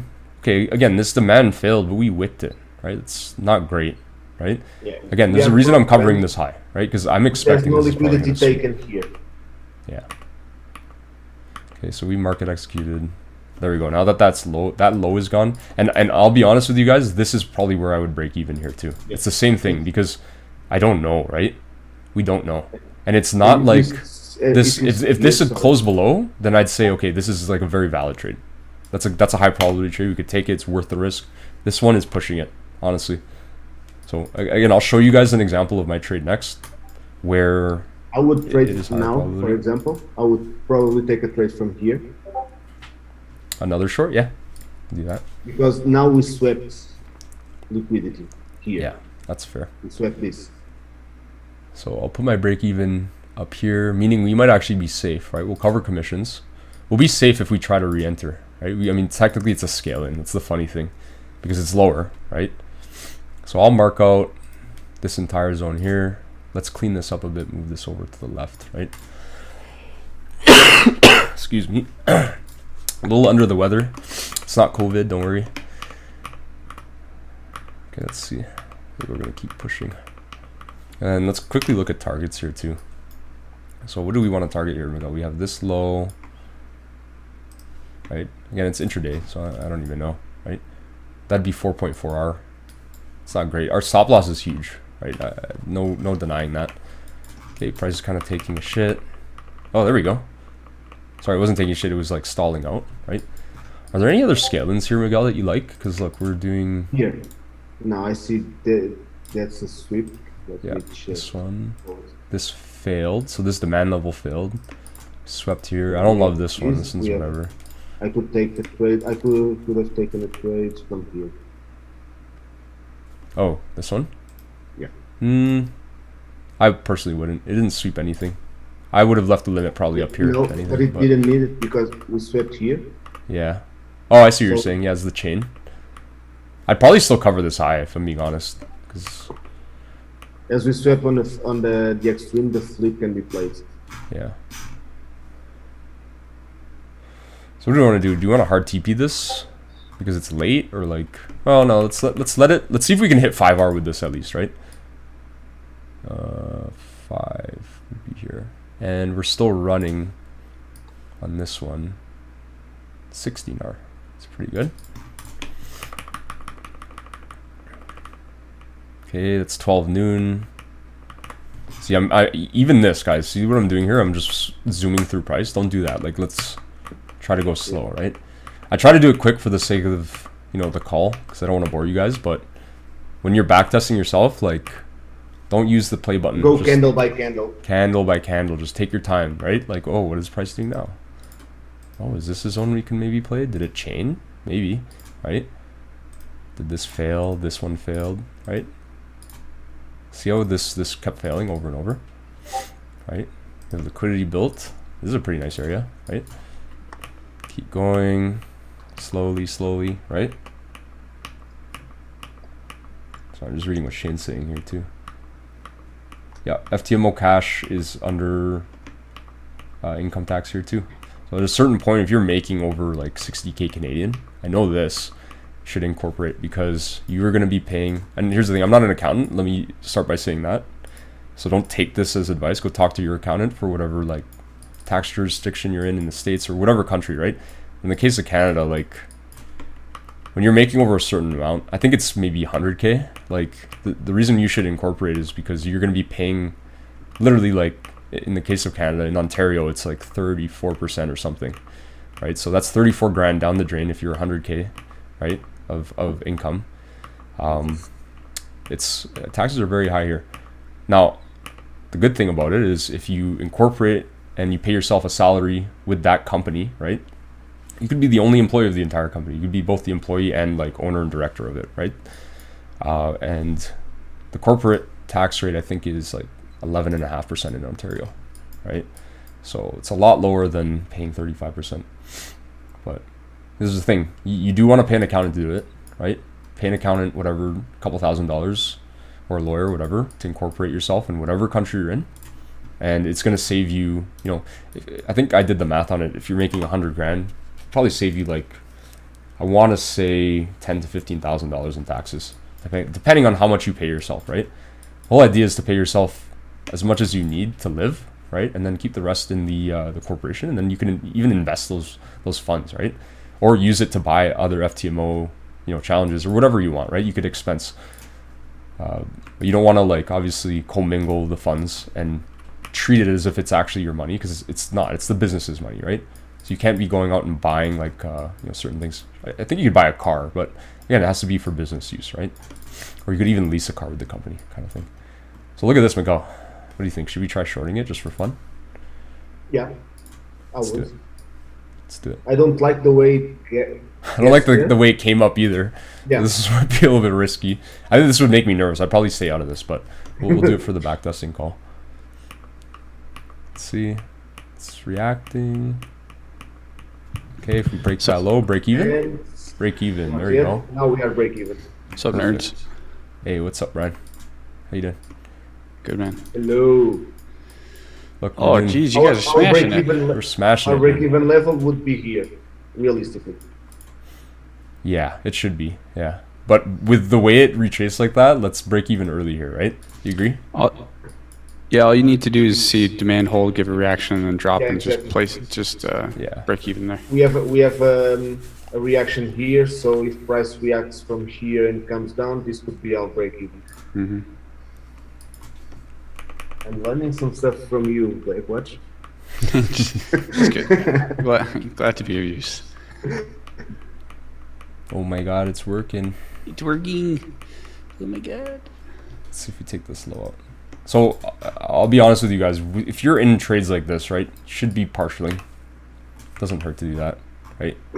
At least So what I did with my trade on Monday, I took partials use your 5 scalings times. to shorter TPs and let these run. Yeah, full let this one run full volume. Yeah.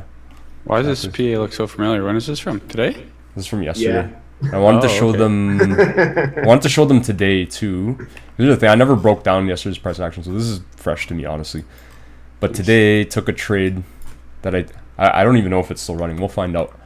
I have it running in my personal account. But yeah, it's still running. It's still running short. Is it? Yeah. I know because I just TMO, looked. though, I got closed it. FOMO. Yeah. I'm gonna explain to you guys the psychology behind it too, because it was. I took some notes in my journal. Like I said, it is an interesting one. I had to really be patient. You know, it was pretty hard for me. There was I was feeling feelings of FOMO. You know what I mean? Because I was like, oh no, it's gonna start going. It's another one I missed again. You know, I miss a lot of trades. That's the truth. I think we all do. Right? Maybe not Brian. He seems. No, I miss a shit ton. The biggest thing about missing trades is don't let it sit there tilt and you. try to find more trades. You know what I mean? That's the biggest thing. A lot of people that we've talked to, just in whatever the time of coaching and stuff, it always seems to be the same thing. You miss a trade that was a perfect setup, and you try to force something else. Yeah. And it just never really works chase out. it. There's such a thing as revenge trading on something you miss. It's a real thing. Just don't. If you miss the setup, you miss the setup. You just wait for something else. Yeah. Exactly. Okay, so I wouldn't be trading anymore because it's so late. This is not I quite missed a lot spread of hours, trades but this week, for we're example. getting there. What's that, Miguel?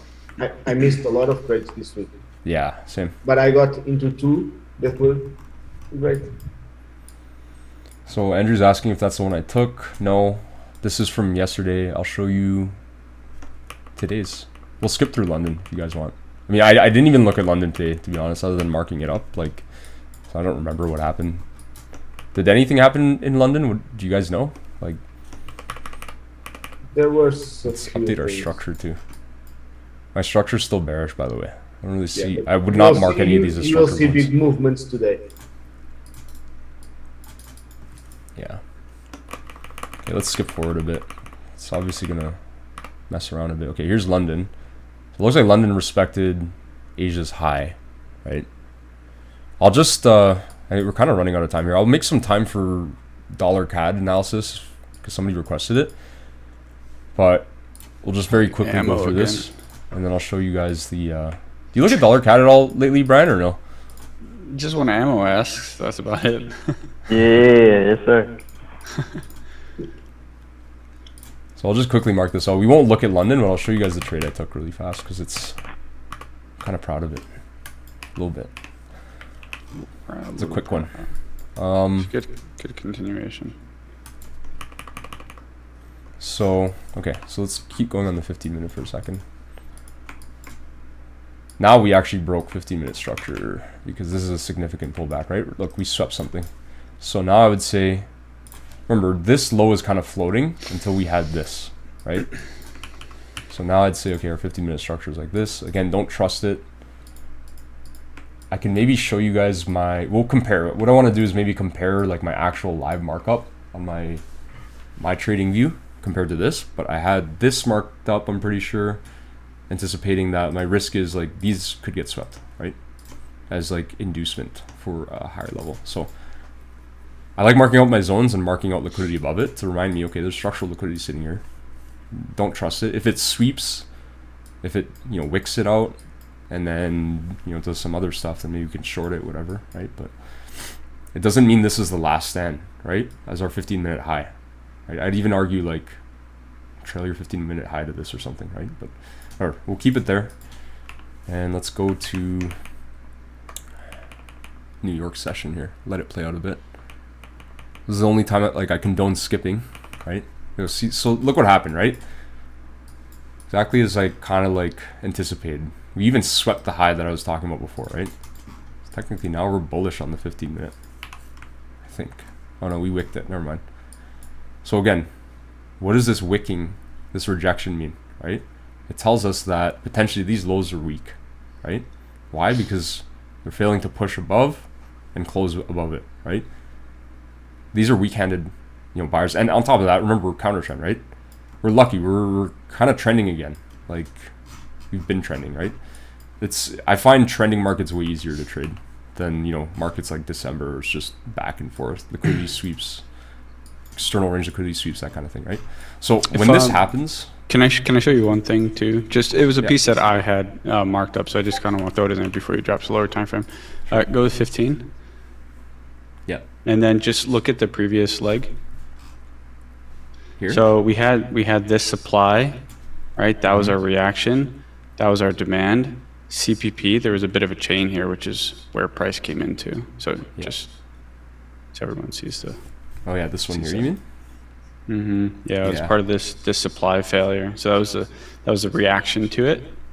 And then where was it? There's an inside bar somewhere in here, which I think initial reaction is off of this, and then it chains, and then you get that inside bar. There's a beautiful short there on GU.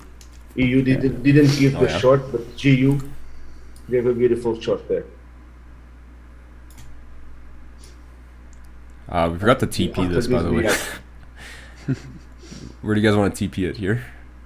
We'll just say we TP it. Well, no, actually we could hold it, right? Because we know it dropped today. These lows. Could have held shorts. That's pretty crazy. In this one, right? I don't think it ever oh no, this would have gotten taken out. So I think realistically we would have closed this probably for 10-hour or something. Let's just be real about it, right? Because we want to close it before spread hours anyways, right? Because we don't know what Asia's going to do. It could have swept us out too, right? So okay, 10-hour on that one. These ones will leave floating. I don't remember if it comes up here. I don't think it does. I have poor memory when it comes to like recalling what price action did. I'm sorry, guys. It's good for me, but I think I just back test and not worry about it like I'm cheating or anything, right? Let's skip through a little bit. So okay, 9. Okay, so it's funny, we've actually swept it a couple times. Let's look on the 15-minute. Look, we're still failing to break above this, right? I mean, we're bullish now, right? This is the problem with 15-minute structure. It's not reliable. And this is why I was saying you almost want to put your 15-minute high here, right? You want to put it to where you think like the last stand is, because technically, like, didn't break this, it swept it, right? And the fact that we keep sweeping it, we swept the sweep, right? It sounds so stupid saying it, but we did. We swept it, so we can anticipate, again, like these lows are probably going to be weak, right? We can look at this as internal range liquidity, the real liquidity, right?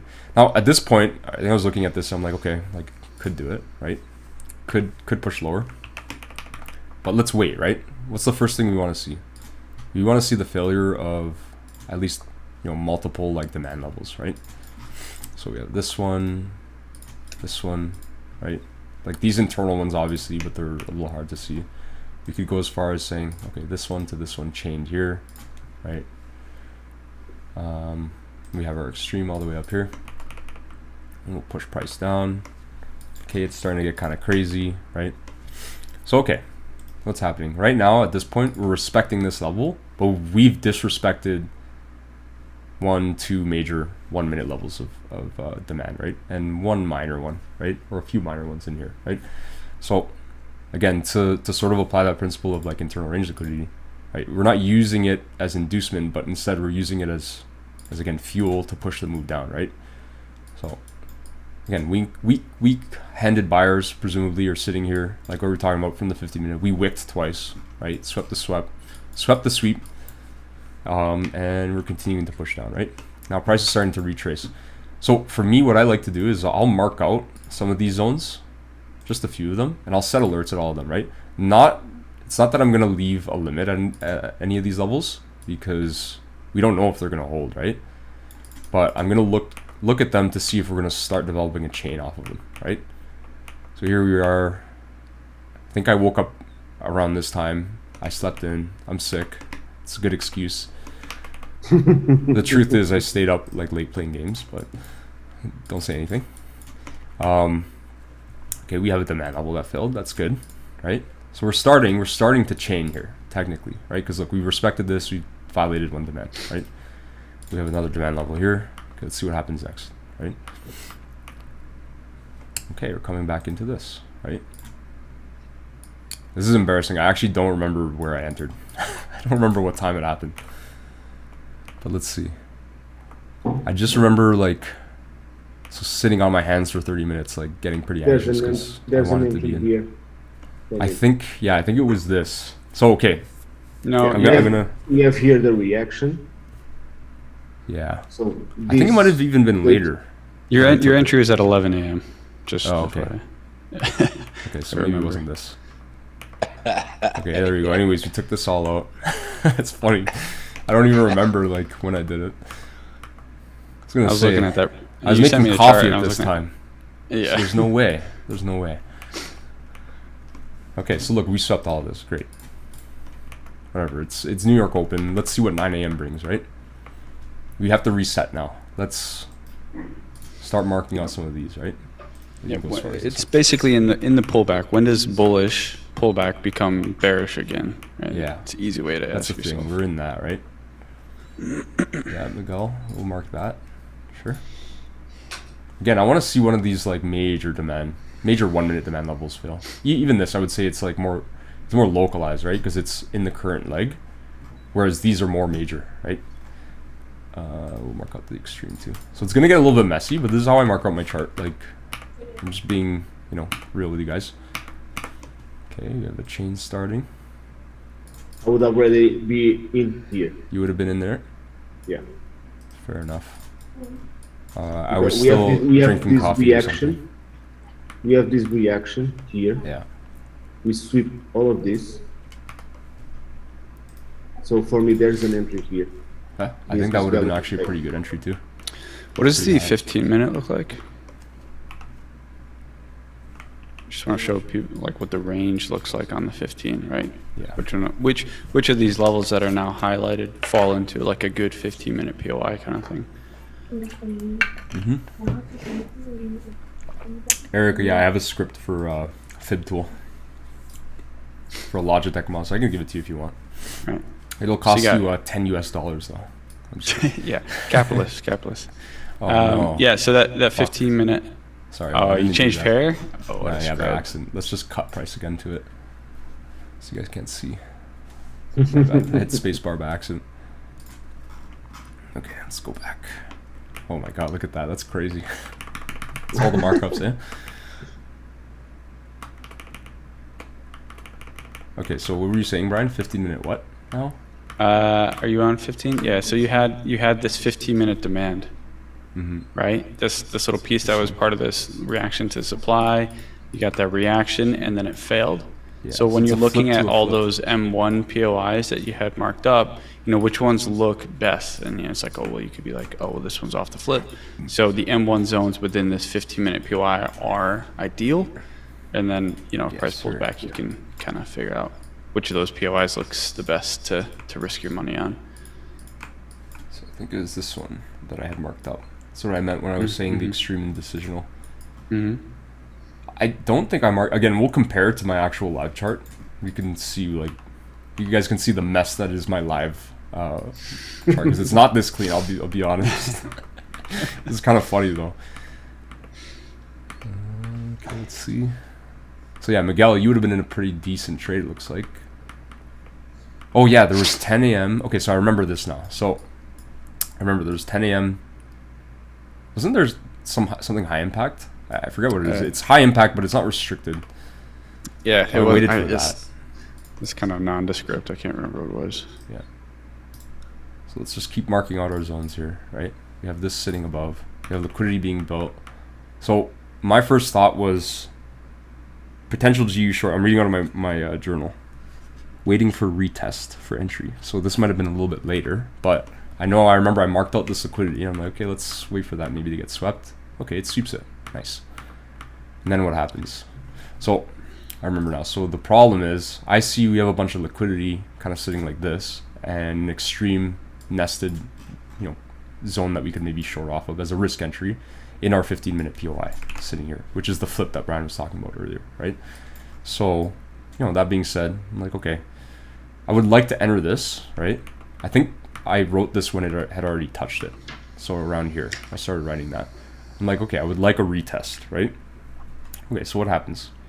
Price taps into it, right? And then I remember the next 30 minutes, just kind of sitting around like, oh, it's going to go without me, isn't it? Right? It's going. And then, can't remember if I entered here or if it was the next one, but it was somewhere around here. I like this one. I may have just missed it. Let's see. I think we retested this one more time. Yeah. Okay, so, and my stop's pretty big too, by the way. I'll show you. Brian probably would have entered here also, right, Brian? Yeah. I mean, I don't know. There's a window of imbalance, so I would have just taken this whole. I would have just taken this whole candle. Yeah. Let's see. I actually don't even remember if this is where I entered. You didn't enter there. I'll tell you that. Okay. No. I think you took. Okay. You entered there. You took the extreme. Oh, that's right. Okay, yeah. So let's see. Let me just measure this. Why do I know your trade better than you know your trade?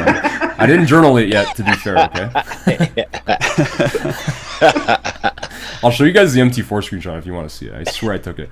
But you did take this. This 30 minutes, I was like contemplating, should I short here? Like, okay, it's working. Like, I'm like, okay, let's just be patient about it, and if it runs without me, that's fine. If it comes up higher and I can get a better price, perfect, right? So I think you're right. I entered here and I covered this high for like, it's something like this. I entered market somewhere in this for like 5.4 pips. We'll check. Yeah. GU candles have been a bit large the last couple days. It's been kind of unfortunate. It's okay. So do you guys want to check now? Let's see. You can actually compare it. Let's get the actual price and see how close we were. So 39.16. Oh, that's EU. Oops. What did I get? 39.11. Okay, so I got an even worse fill. 5.2 pip. Looks a little different the way I marked it up, doesn't it? But yeah, I entered here, basically. Yeah, pretty cool trade. Wow, it's still running. That's good. I have a little bit left on. Because it's Friday, I only left like 5% volume on. But I took very heavy partials, I think in and around here. And then I let like the rest run. I took partials on my personal a few times here too, right? So just to lock in profit. So it's pretty good. I'm probably going to leave it to run and probably close it before market closes. If you go to EU, I can explain my trade from yesterday on CPI. Just remember what happened on last weekend when the market opened. Gap. Yeah, right? It was here. My entry was here. Gapped in favor if you were in shorts, but... Oh yeah, I remember, Miguel, you took your long here, right? Yeah. By accident? Yeah. I don't know, should we show them that? Because you shouldn't really be taking that trade, right? Yeah, I just want to explain why. Because we are coming out of this. This is a flip zone here. Yeah, that's right. This one, right? Oh, you're saying this was a flip? Yeah, that was a flip. That's why I chose this zone. Yeah. And you saw the retest, right? And when price, if you go to the 1 minute, now first to the left. Oh, you want to see here? Yeah, for example, this is nothing here really. I think there's something around here. I don't really know. But what I see was, oops. Oh, sorry. Yeah, I mean, there's some wicks, if you want to call it that. Yeah. I don't know if I would, but... No, not to the right. To the actual price. So what I was seeing here was, I was waiting for price to come here, mitigate this. Then when price started to break these levels, yeah, I was seeing this as inducements. I had this flip here. This was the first reaction, then price went up and then swept this reaction. This was my entry. And this was the inducement for my entry. I entered here on this one. And then price, when the news started, was from here till here. It was at 21 hour trades to the 4-hour level. Oh, Nice. Miguel, man. Wow. Again, remember, it's news, so he shouldn't have been in it. No, I could have slipped him the other way. Just like you guys, Yeah. as a disclaimer, be I only took these trades because I forgot there was news. That's a happy accident, if you ask me. But Yeah, a very I'm lucky following Brian's steps. He forgot about NFP. I forgot about CPI. and then he makes a bunch of look. money. Yeah. You have to learn from my mistakes, man. I've learned Yeah. from them. Just wait, Miguel, till you get slipped like Brad. Minus 13R. 1300. Yeah. Dude, that was fucked up. And it was CPI too. Like, I'm sorry, Brad. We both forgot. That's the embarrassing thing. We try to check. I try to do it every day. You know who's good about it? Aaron. He always posts it, right? Yeah. So, but yeah, that's that trade, and we can look. I'll play through it to show you guys what I was thinking. Okay, so I think I partialed. Yeah, I partialed around here. I remember this like little range here. So I was like, okay, it's Friday. It's probably gonna like chill out, and then I let the rest run. And here we go. We're still floating. Right on the 5% volume I have, like 10R. Right, the stop loss isn't tiny, right? I think realistically I could optimize it to something like this, but of course I want to cover this high. My whole thing was I'm afraid this is going to get swept, right? Maybe afraid's not the right word, but I'm just being cautious about it, right? And if that means I'm going to have the amount of like R I'm going to make on it, like I don't care. I'm avoiding a loss, right? Or I'm protecting myself from a loss, so whatever. I can justify it, right? Yeah, and you can guarantee that you are in the trade. Yeah. I don't know, Brian, what would you have done? Would you have covered that high too? Probably, right? Because my whole thing with this is my trade idea is not that, oh, a demand level in here failed. Like, this was holding, right? It's that these demand levels failed, and I'm stuck between this range here, right? And because of that, I can expect that this might hold. Here, for Maybe this example, chain. what I liked on this was there was a chain here. This was the third Yeah, this mitigation chain, of right? the chain. There is a sweep of this here. So for me, this level, being the third mitigation, would be perfect to enter. Yeah. Thing is, you don't want to stalk the chain too closely because look, you would have got swept, right? No, the only thing here. And this is- never broke guys, lows. If there wasn't a sweep here, I wouldn't. As we have a sweep here, this level for me is valid. Yeah. Well, I personally would have entered off the fact that when you had this bullish push up and then it went bearish, you ended up having this demand hold right there. This high got swept by that candle. Exactly. So I would have entered off this candle. I would have broken even down here. So all this would have been somewhat irrelevant to me. Yeah. Actually, it does tap this, eh? I just noticed. Yeah, I think so. It does take this high just by a hair and tap into here, but yeah, that's probably how I would have marked it up. I've been out all morning, so I haven't really done my markups, but I think that's how I would have seen it.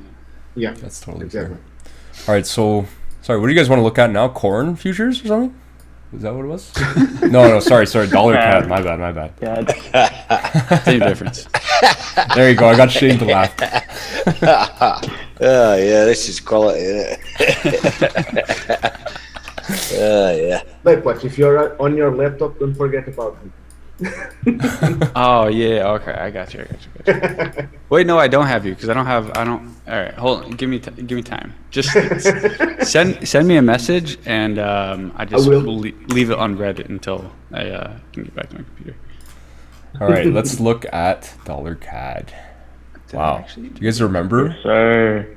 when dollar was weaker than the CAD? I was a kid. I wasn't a kid. I was a young kid. I just remember like going to Buffalo and like buying stuff. I'm like, wow, my dollar's so strong. I had no idea I was gonna trade Forex 10 years later. Holy crap. I don't think anyone ever knew they were going to trade. They were gonna do that, right? But we'll start with the Other than weekly chart. backwards. Yeah. Yeah, he's old. He's like 60. Yo, come on. Man. Yeah, he's the oldest on the team. Oh no, I forgot he has a YouTube channel. Alright, You guys know Miguel. how old he is. You can see him now. I was the oldest, and then Miguel joined. Oh Yeah. yeah, that's right. I forgot about that. So what do you want to look at in dollar CAD in particular? Like maybe we don't have enough time to break down structure. We can look at like intraday if you want. You're saying it's pretty clean, right? I guess this week was okay. good. So yeah. I'll mark it up quick, if anything. I'm not going to explain it though. Let's see how fast I can do this. It's just going to be really quiet. Somebody put on music or something. It's weekly, right?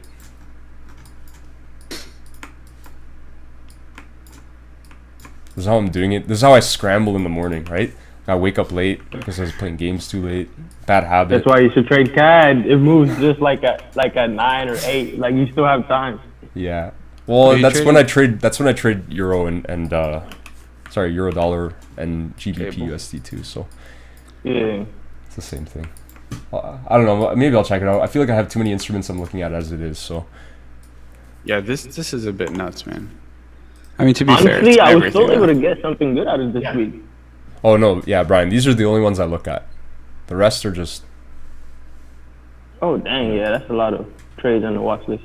Yeah, like some of these are just literally to look at, you know.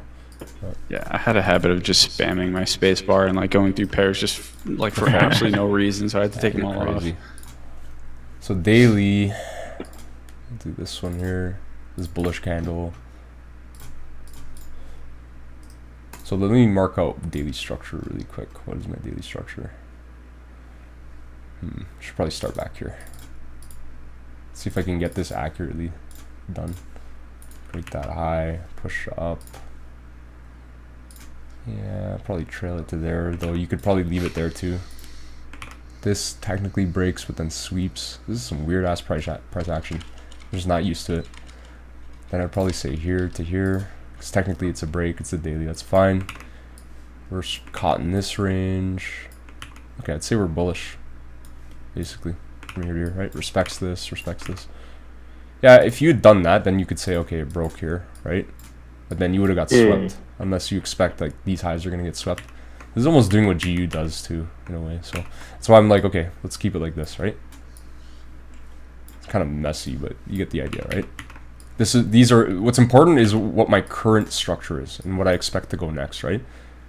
Now, thing is, right? It looks like we're in a pullback. Like if I had to guess, this is like weekly, right? Weekly structure is like this, and this is a pullback to come up into this and then maybe go short, right? Or maybe we are going to go bullish after all. Who knows, right? That's kind of what I'm thinking, to be honest. Yeah. So daily, that's daily. We'll do 4 hour. Oops, 4 hour next. Oh, hold on. Are there any daily zones you want to mark out? No, maybe not. Like, I guess I could do this really quick too. Just mark out the chain here. Demand chain. Doesn't quite retest that. Retests the decisional, then goes. So far it's failing to break the high, so maybe it's weak, right? This flipped to flip here. Right. And then we have this one here too, which I would expect is not very strong. Sure, it's a chain, could hold, but like I wouldn't trust it all that much. Looks like it's going to be liquidity for later, right? To fuel the move down. So, okay, we were coming off a daily zone. We haven't quite broken anything yet. 4 hours. Hey, Robert, real quick, can you go to the daily real quick? Yeah.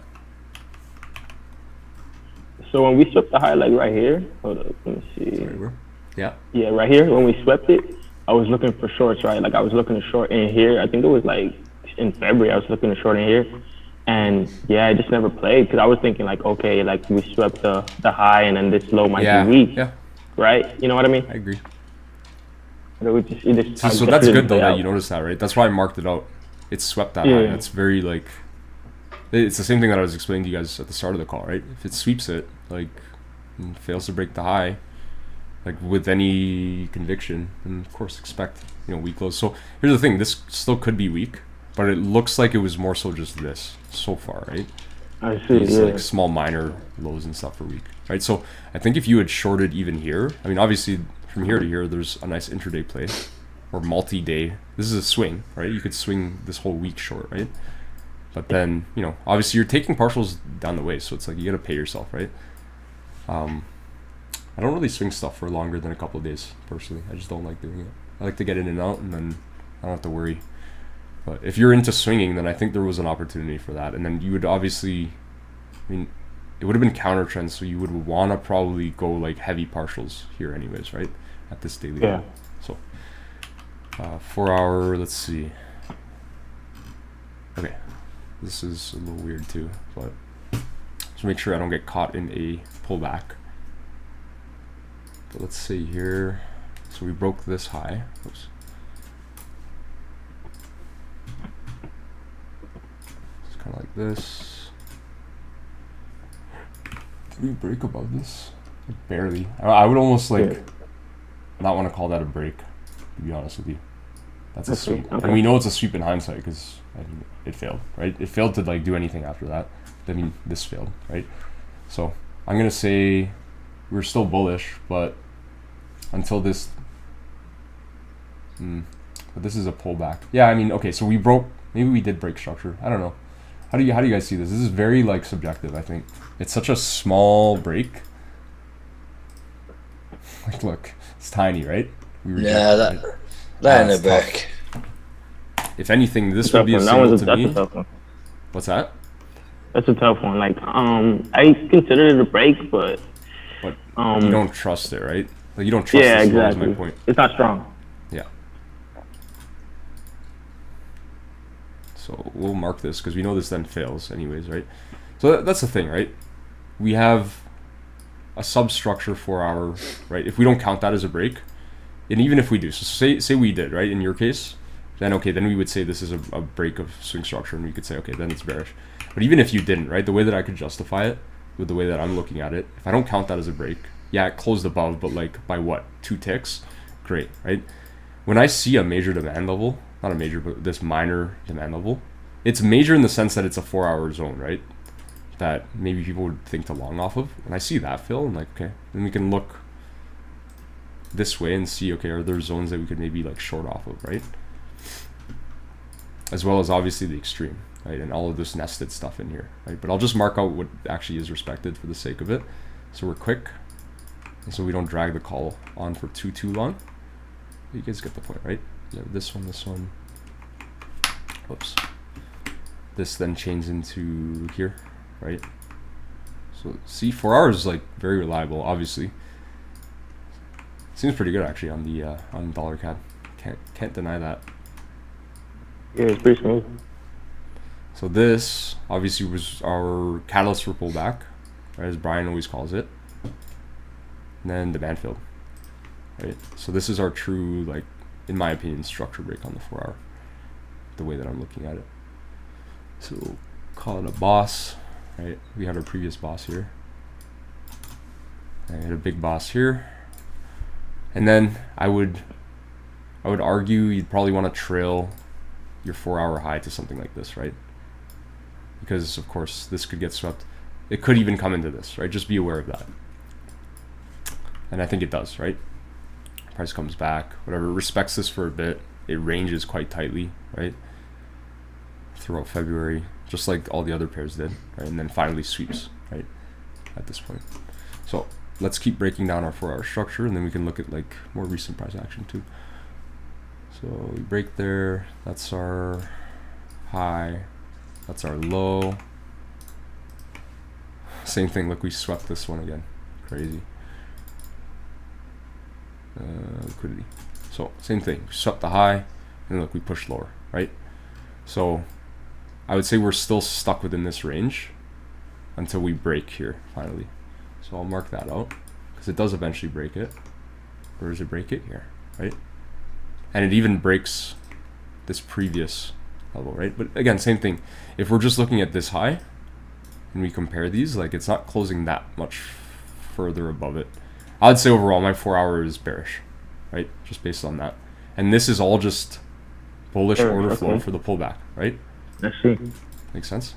Is that how you're seeing it too, or do you see it a different way? I'm not gonna lie, like, I'm seeing it a little different. I'm not gonna lie to you. Okay, that's like, fine. Well, like for me, I have like this as my previous swing for the 4 hour, like right here. Yeah. These two. And then once we broke above right here, I was basically looking for longs, but this level got used as internal range liquidity. We respected this, and I caught a long in here. Here? Nice. Yeah, in here, and then I held it to here, basically. Now I'm just waiting to see, like, what price does in here or over here, basically. You get me? Well, yeah, I get it. And you know what? That makes sense, too. I think both interpretations work. Regardless, here's the thing. Even though I'm bearish on this, and you would have been technically bullish swing structure, we both know daily is bearish, right? Is it bearish? Yeah, daily's bearish. Daily's bearish. Yeah.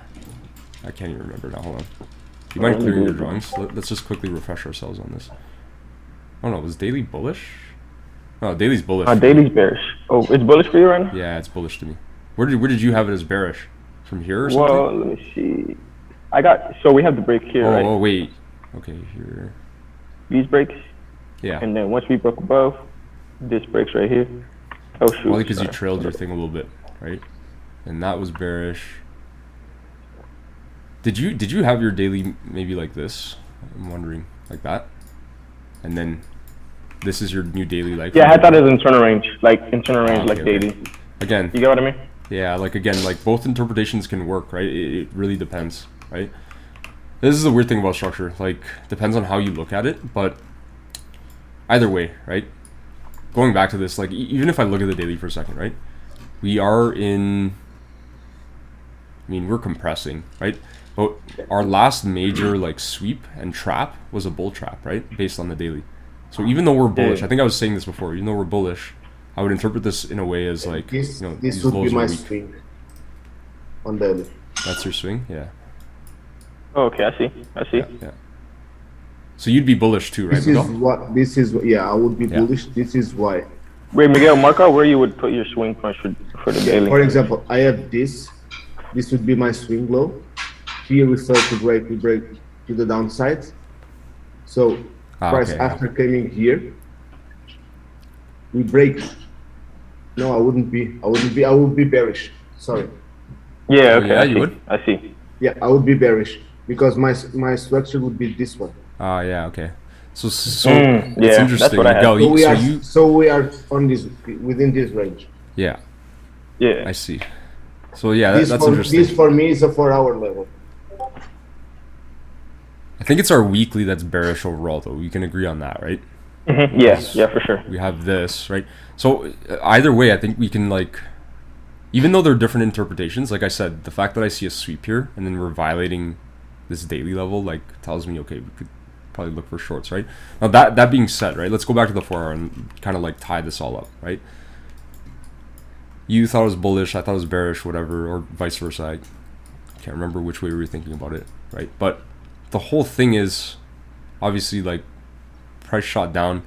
To me, we can play the bullish order flow as a retracement back up to this, right? Now we're obviously respecting this. For example, here on 4 hours, we are bullish because this would be my swing. Yeah, now we are here, right? This, then price ranges, breaks here this high.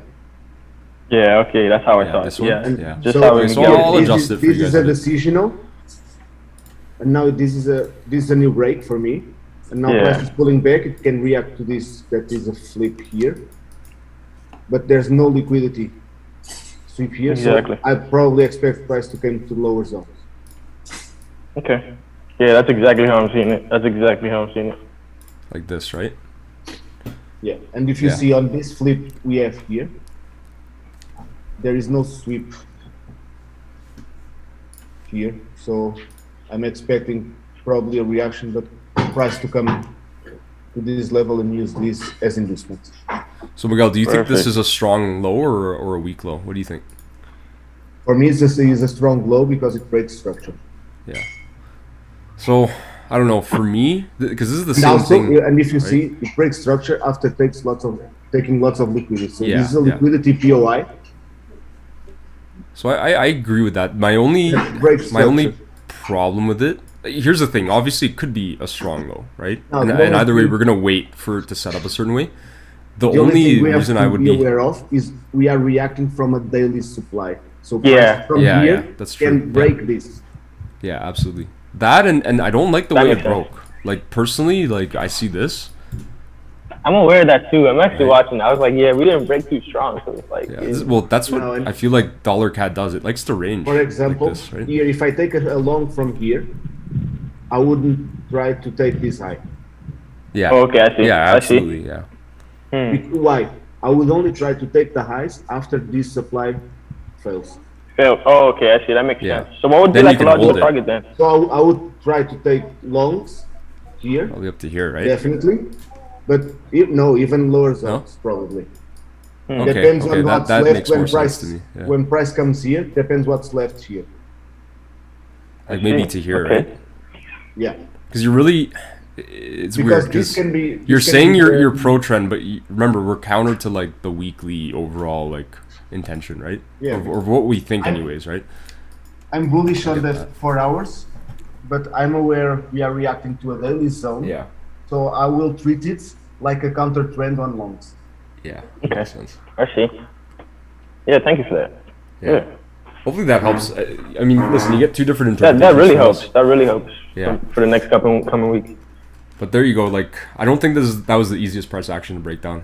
You know, I don't think $CAD is the cleanest thing either. But if you can read it well, and I mean, you caught a long from here, so good job on that. I think that would have been valid for me too. That's perfect. That's perfect, man. Like, What's your good job on target? that. Your target was this? Yeah, it was a swing high, and I actually caught the that's long awesome. in here, like right here. That's Here? awesome. Yeah, appreciate that. Yeah, it was a nice trade. Nice. Well, you caught one here, or just today? You're saying, or yesterday? No, it was on Monday actually. Set up perfectly, and I Yeah. just held it for the week. March 7th? That was me done. You Wait, took when was this Monday? and this? No, in here. Look, if you break it down to the 15 minute, you go down to the 15 minute real quick. 1 second. Yep. So yeah, there was like a flip. Let me see. What's the left? Yeah, Monday we started trickling down to the zone. This interacted with like something to the left right here, and then 15 minutes started changing character. And then so I you took know. the level of respect. Like, we got like a level of respect, right? And then I just Right took here, the second one in the 1 minute, and then yeah, held it to the high. Dude, that's a fantastic Awesome, trade. Good awesome. job, man. Good stuff. Appreciate that, guys. Keep it up, man. Thank you. It's all thanks to y'all.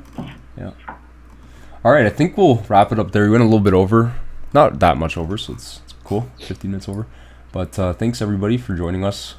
Have a fantastic weekend, and I'll catch you guys in a couple weeks when we do our next backtesting call. Yeah, no, cheers, Rob. Cheers, Miguel. No worries, Shane. Goodbye. Thanks for Thank coming. you, guys. Team Blackhawks to turn it. Yeah, Awesome, Zoom. nice one. It's good chatting with you guys. Yes, sir. Brian, what's up, man? What's up, Aaron? My dude, my man. Yeah.